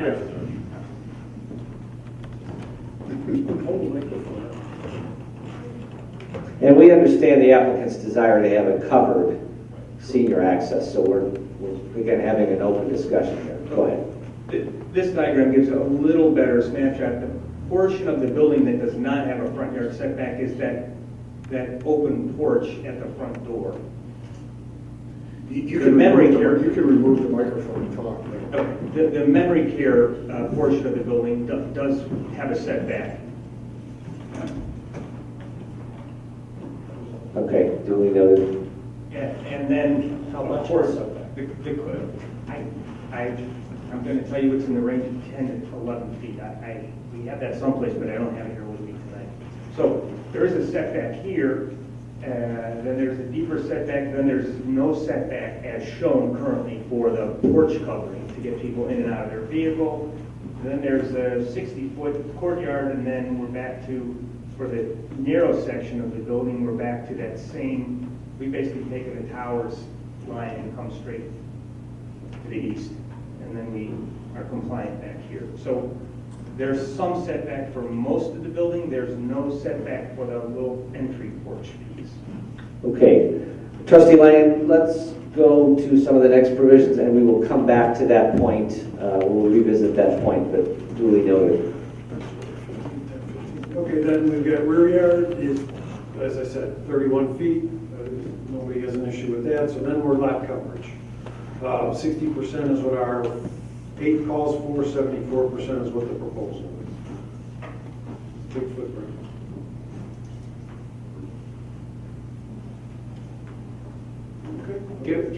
Given this use, and it's not, multifamily is apartments.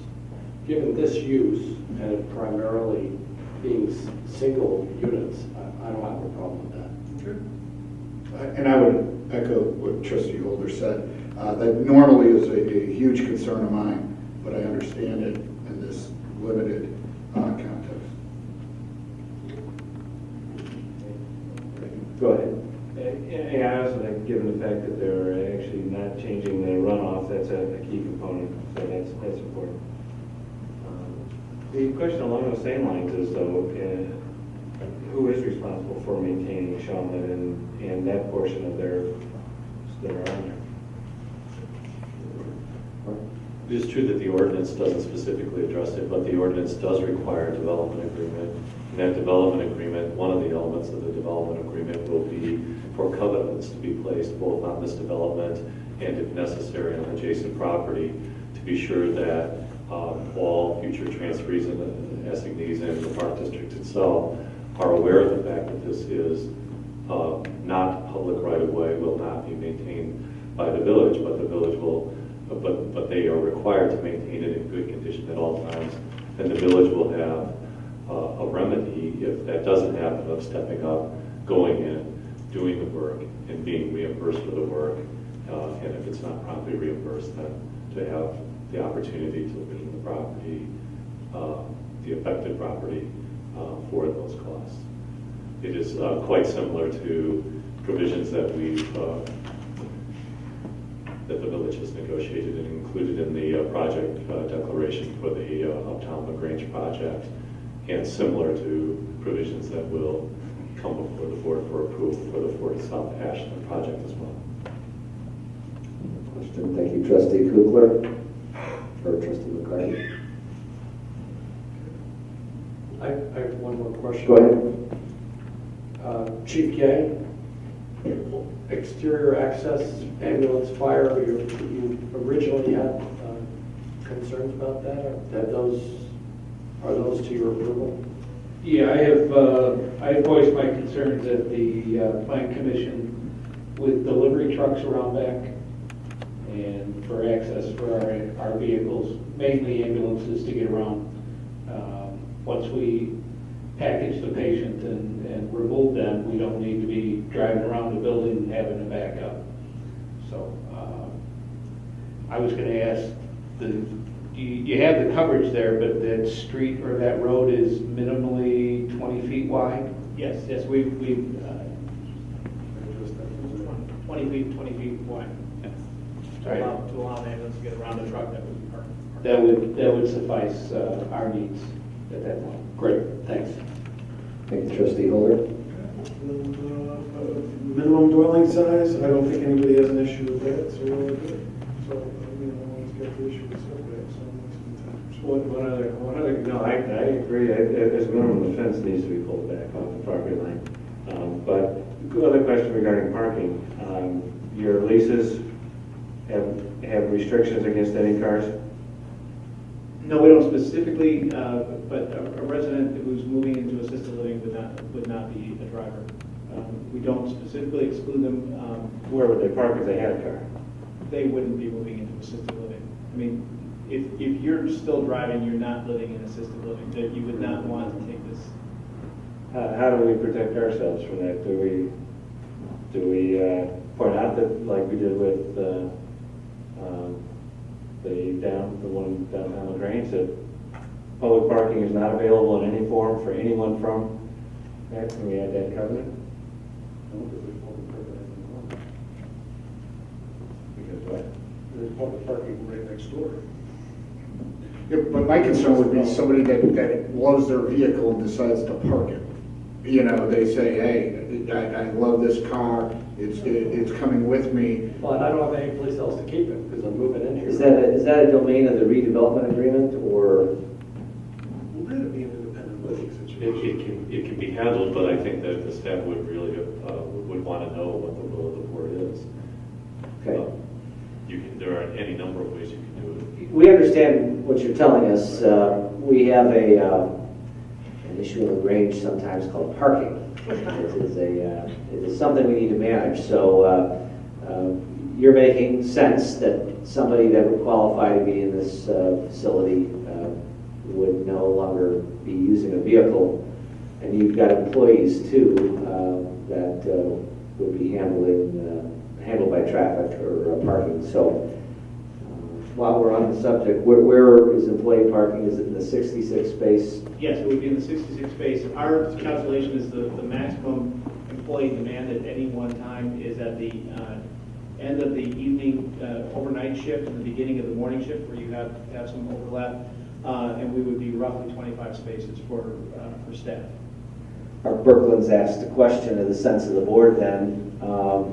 What are our options where we can address this and still be amenable to the applicant, but also protective of our village on the parking side? Well, we did have a pretty effective language in the Grange Point about that it's just not going to be available under any conditions. Public parking will not be available to the residents. Right? That's basically what we wrote into that development agreement, right? My problem is that they would take the 66 spots and say, okay, well, we'll give 10 of them to residents. Then it would only be 56 spots, and we'd have trouble.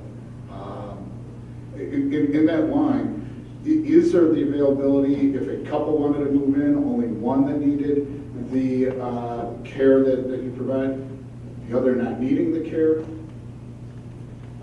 Theoretically, that's a possibility. We have not seen that with our residents. Primarily, our buildings are 80% women. There are very few couples, and it's a more likely scenario that you would have a couple where one resident needs some memory care services and then the other resident is on assisted living. I think what you're telling us in general is there will be not very much demand at all for parking for a resident. But so I think we understand that, and I believe that just based on the market studies. So given that, help Mark understand what you're asking for if he were to need to put pen to paper to be responsive. Because he may not understand. Well, to me, it's I understand where Mark's coming from. I think that's kind of built No, into Mark Berkland.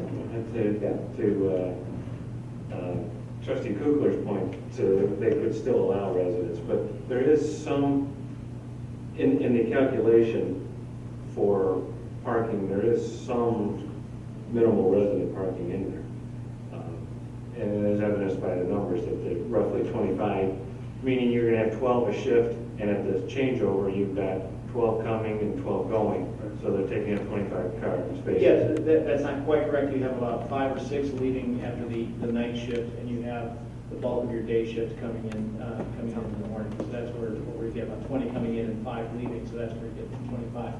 The balance of that is for guests, and frankly, weekends, Sunday mornings, where our staffing is a little bit lighter, but our visitor demand goes up. That's the parking really gets driven by the amount of guest parking at the museum. Your other assisted living locations, how many cars have you got of residents parked? In a portfolio of 1,300 units, the last time we checked, we had 2 in the entire portfolio, not 2 per building. Right. So,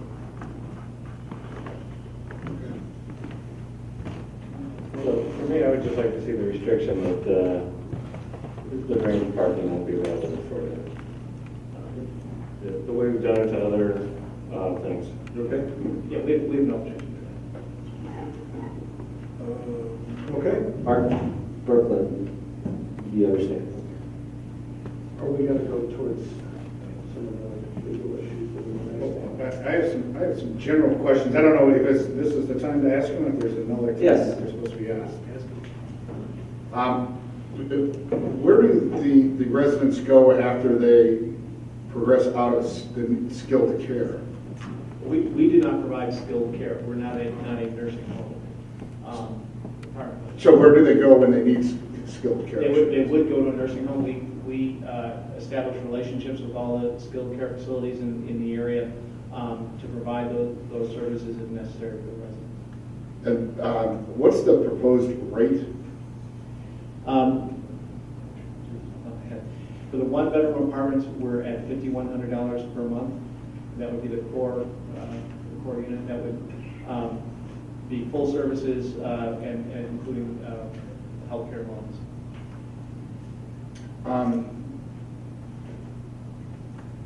I have a couple of concerns or related comments. One, I share a lot of the residents' concerns about giving up the green space. I think it's a problem. The lack of green space in LaGrange is a problem. It's unfortunate that the Park District believes they need to sell the land. I think that matter's been addressed for years and years and years, and I kind of view it as it is what it is. So at this juncture, I'm looking at this as what's the most appropriate for this site.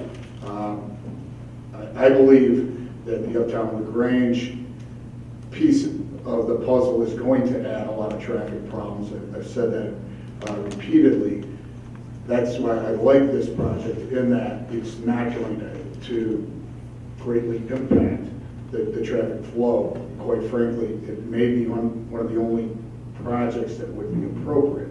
So I'm somewhat willing to look at Shama as open space and a front yard and things like that, and in light of the fact that we need a use like this type of use.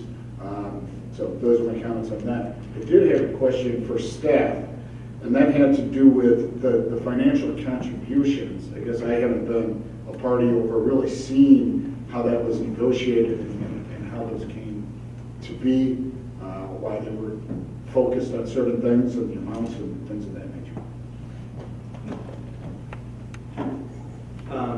The amounts as it related to operations was our best effort to calculate what we thought would be the anticipated impacts on public safety, particularly fire and police, and not any other village operating departments.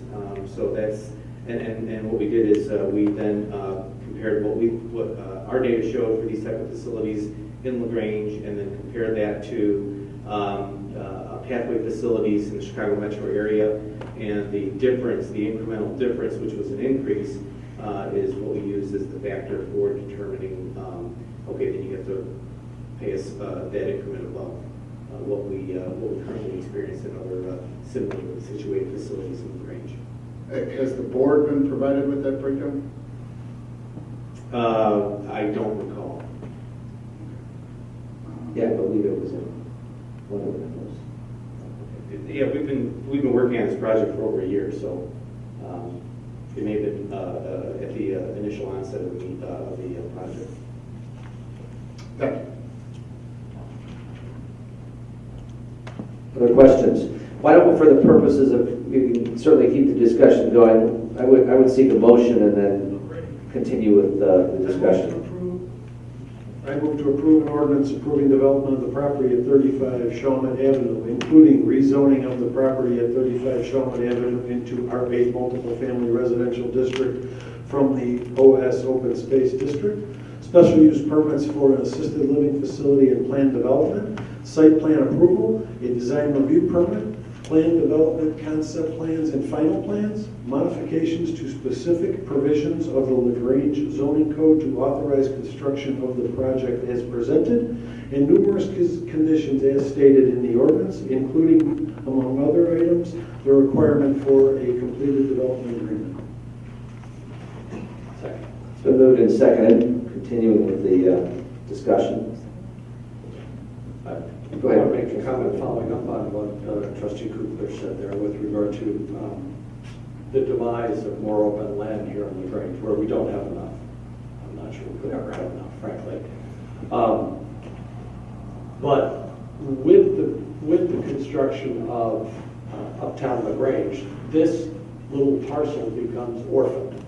And I can only imagine, I mean, the way it was before was already a bit of a policing nightmare. And no offense, Chief Strasser, but this would only make it worse and make it even more secluded and more, while it may get decent use during the day, I can only imagine what goes on other times there. And so it has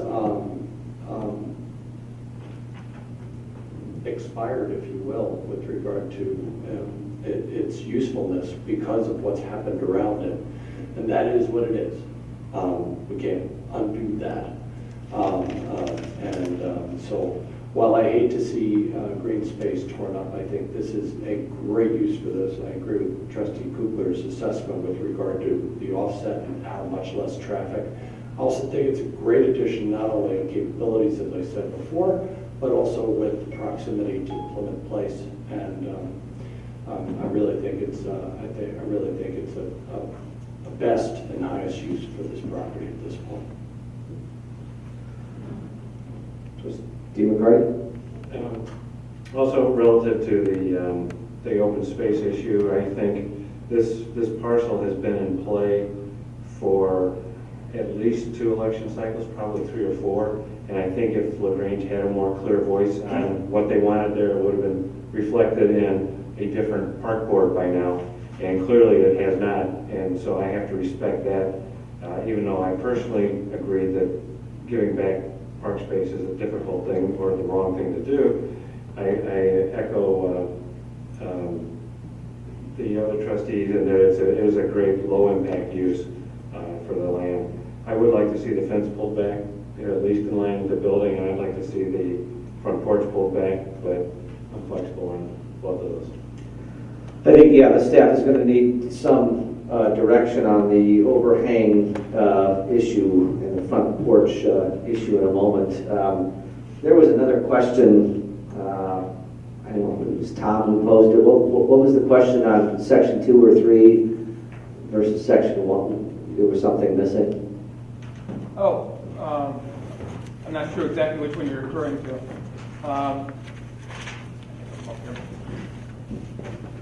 Yeah, please go to the mic. I can't read my writing is the problem. I'm not sure it can be mine. The issues I raised were these. First, is this on? Yeah, just make sure you're talking into is that this ordinance goes to parcel 2 and 3, and we're leaving the Shawmut Avenue parcel 1 unchanged. It's open space. Does not appear that it's going to continue to be open space. and yet you're not changing the zoning on that. Okay, So that was my question, and so we'll ask that in a minute. I appreciate it, thank you. Okay, we'll do that in a second. Front porch overhang, though, folks, we left that to go to other topics. Let's give our management team some clarity on that. If it's, Robert, you tell me, what's the choice of direction? If it's at the property line or over the property line? So Mark, correct me if I'm wrong. So if it's at the property line, it's okay, but if the overhang does extend by perhaps up to 2 feet, we would like direction in terms of, is that okay if they enter into an agreement with the purchase for an easement, or do we make them push it back?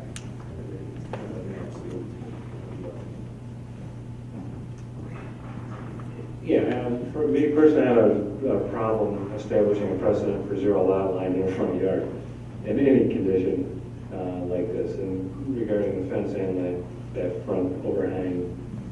But I realize this is a unique position too, and that there's nothing else like it, and that open space parcel really is their front yard. So, I'm sorry, I don't have a real answer here. Right. No, Okay. I get it. I just think I'd like to see, 10, 12, 15 feet back. I'm not so concerned about the overhang. I do think it's got to stop at the property line no matter what with the overhang, but I would like to see the whole building back though. But we have nowhere to go on the north, so it would have to be reduced the size of the building. Yeah, I guess I would Sure. say. Go ahead. Well, I just, if it's the desire of the board to reduce or bring the overhang back, that, we'll find a way to live with it. The fence is a non-issue for us. We'll, either in line with the building, in line with I believe we're inboard of the property line, but if we're not, we'll certainly will be. There's no reason for the fence to. Yeah, I think it would be nice just for everybody if it's pulled back enough so that, inside the building line, so you have some plantings on the outside of the fence. We wouldn't have any objection to that. In terms of Trustee Langdon's comment, the design of the memory care wing, it really drives with that side of the building. You need to have enough room with that courtyard in the middle. I mean, the memory care residents are potential elopement risk, so the outdoor spaces you have for them must be enclosed. And so the design of that works around a serviceable courtyard space, and then you have the depth of the units. And so we really are limited there. And then unfortunately the site is slightly trapezoidal and gets a little bit narrower as we get towards the west end. And we could have flipped this and put the tower there and not be quite so tight. But then you would have your massings right up against the massings of the other building and right next to the Grange Tower. So those were sort of the trade-offs that we make. But we are very restricted with that memory care design. I get it. And I plead my own case. That's a one-story building. It's going up against a very tall parking garage to our west. I think when the Grange Tower residents attended the Plan Commission meetings and some anecdotal conversations, the idea of getting a green roof so that they're not looking down on a gravel roof was a very acceptable compromise from their standpoint, right. I believe. Got it. Personal preference.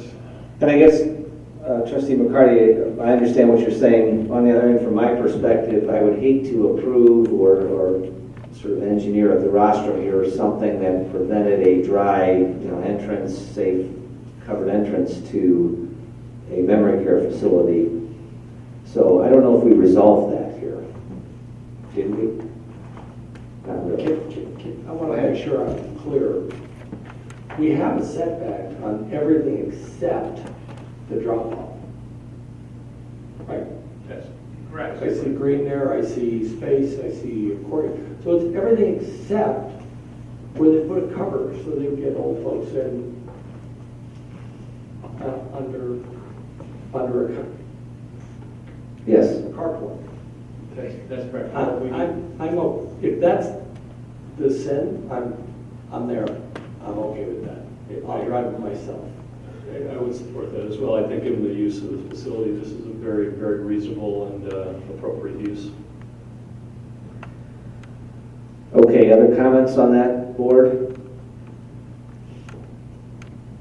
then I think we will look in favor of the overhang, and we'll just have to give any direction or question you might have on that thing. So, okay.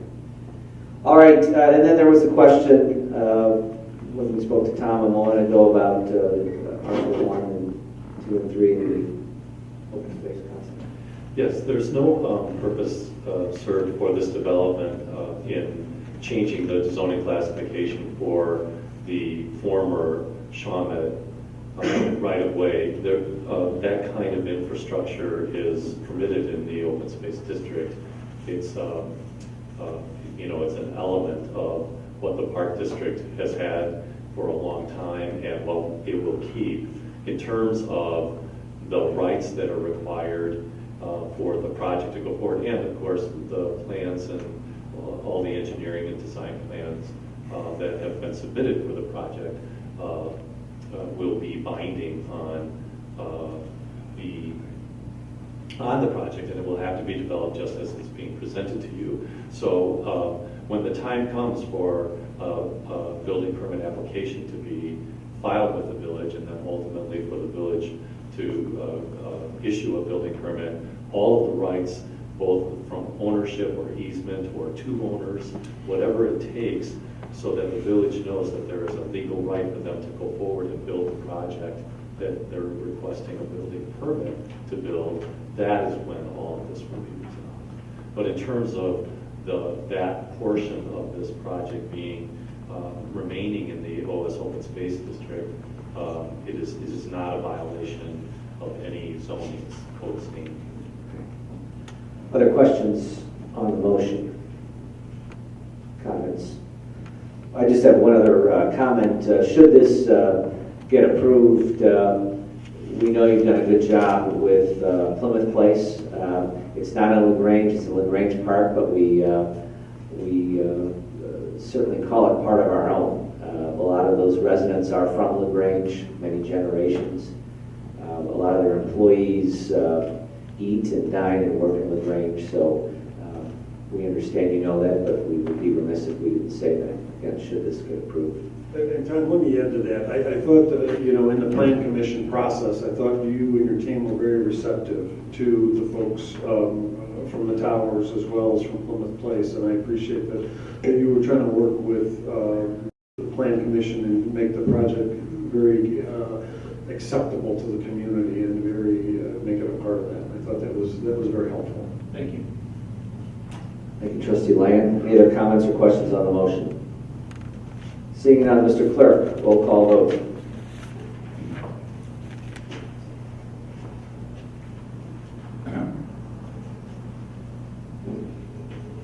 Trustee Cotina. Aye. Trustee Kufler. Aye. Trustee McCarty. Aye. Trustee Holder. Aye. Trustee Lane. Aye. And with that, the ordinance and the project is approved. Congratulations.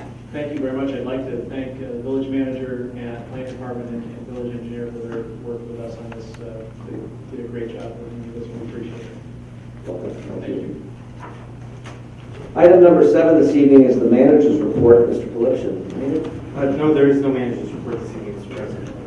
With that, We advance to item number 8, public comments regarding matters that are not on our agenda.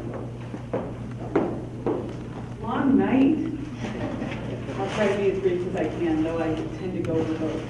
My name is Laura Taylor. I live at 118 South Park, and I have presented to you before. I'm representing our neighborhood group, which is called Neighbors for North Campus Safety. We're the group that has worked with the village and District 204 to try to resolve the bus parking and parent pickup and drop off around North Campus. We, as a group, wanted to come here and publicly say thank you to the village trustees and administrators for taking our concerns so seriously and for setting up the November meeting between the village, District 204, and the residents. It has been a year since we first formally presented our concerns to the school board and to the village, and in that year, the village and the district have made some really positive preliminary progress on this issue, and we wanted to thank you for that. The commissioning of the traffic safety study from KLOA was a very important step. It quantified our concerns, it quantified the amount of parking that was available and gave it sort of a scientific structure. You don't have to take our word for it, it's written down on paper. And that has resulted in the village putting 2 new stop signs up at Park in Cosset and Park in Elm that has immensely helped pedestrian safety. From my own personal viewpoint, I have a 5th grader and 2 3rd graders that don't always look both ways, and when they're walking to Cosset, when they're now riding their bikes around, it for me has been a real peace of mind. So we as a group want to thank you for that. To date, however, there is still no parent pickup, drop-off and pickup zone or procedure from the school, and the school's activity buses are still using village streets for loading and unloading students. And this, even though the implementation of KLOA's plan to have a pickup and drop-off zone for both activity buses and parent pickup in their parking lot, and that's mainly a school issue to implement that. The fact that the school is still using village streets is a major village issue. First of all, it's a huge safety issue. The buses are being directed by LT to unload and load students on Cosset and also on Park Road after 4 o'clock and on weekends. So for Park Road, what that means is that there's parking on one side of the street and then buses on the other side of the street. Either residents physically can't get out of their driveway, like I was moored inside my house about 2 weeks ago, or you're taking your minivan and threading the needle hoping not to hit a bus. So after 4 o'clock, when the street is opened up to 2-way traffic, it makes it a 1-lane road with significant blind spots. That's a safety issue, using village streets in that way. Just to clarify, our group is not asking at all to change the day-to-day bus staging procedures before and after school for buses on Park Road. They cut off the street. It works. It's aggravating, but it's not unsafe. So we're not asking to change that system at all. But what the school is doing with their policy of putting buses on Cosset after 4 o'clock and on weekends is a problem for the village in and of itself. First of all, the LT is inviting these buses, these are either from LT or from other schools, but because they're inviting them to use village streets, they don't take any accountability for directing those buses. So there's no oversight, and it puts a huge burden on the village to come by and monitor these buses. So what happens is the buses are blocking crosswalks. The buses are not stopping there, unloading and going to the parking lot, but staying there for half an hour, 45 minutes to an hour. And cars are also going back and forth on Cosset around those buses, which is illegal. But because there's no oversight, because that would be a huge burden, you'd have to have a police officer there 24/7 watching that, it happens all the time. And that's a huge, huge problem, safety problem. But it's also a financial problem for the village, because it's on village streets. If there were to be an accident, then the village and village taxpayers are financially liable for those accidents. So even though District 204 garners revenue from, I think, 7 different areas, LaGrange Park, Western Springs, Countryside, McCook, Burr Ridge, Willowbrook, the financial liability of any accident on Cosset is solely on village taxpayers. That's not okay. That shouldn't be okay with you, that's not okay with me. So in addition to that huge safety issue, there's a financial issue as well. So lucky for us, KLOA has provided with their option 2 a pragmatic, logical, and inexpensive solution of repainting, restriping the parking lot to be used for parent pickup and drop off after school, but also bus pickup and drop off after 4 p.m. and on weekends. And we're asking that the village encourages District 204 to use that space in that way. It's been quantified and vetted by KLOA, a very well-known and well-respected safety traffic group that has been used in Grange before. They have quantified the amount of parking spaces this would lose, and it's more than enough to accommodate their needs for parking in that space. So what we're asking the village to do is encourage 204 to really implement that plan before the next school year, before August of 2016. We're also asking the village to talk with District 204 to help use their traffic aids before and after school to help direct traffic, particularly as these new ideas come into fruition in August 2016. And we're also asking the village to work with District 204 to have adequate signage in their parking lot, but also on Park Road. Currently, Park Road signs go like this. Some face the street and some face oncoming traffic. We'd like to work with the village to have all signs on Park Road face oncoming traffic and say no parking at any time, entire block. Because right now, cars are lined up at the stop sign, creating a significant blocking spot. So, it's been a long night. I don't want to take up any more of your time. We do want to thank you for all the preliminary work over the past year, making this area much safer, and we're hoping that the village can work with District 204 to really implement the pragmatic changes that KLOA has outlined for activity and weekend bus traffic. Thank you so much for your time. Appreciate it. Thank you for coming out, and we appreciate your partnership and safety, and certainly that with the District 204. So we were taking notes, and we'll try to narrow down on the issues, and do appreciate you coming out. Thank you. Other items that are not on the agenda this evening. I returned. I didn't hear a comment from any person here concerned about the loss of value for the residents on the east side of 141 North LaGrange Road. You're going to have the real estate taxes going down because of the project. Just a little thought. But you never thought about it, or you should have. But the other thing is, the high school is sitting on empty property on Cosset.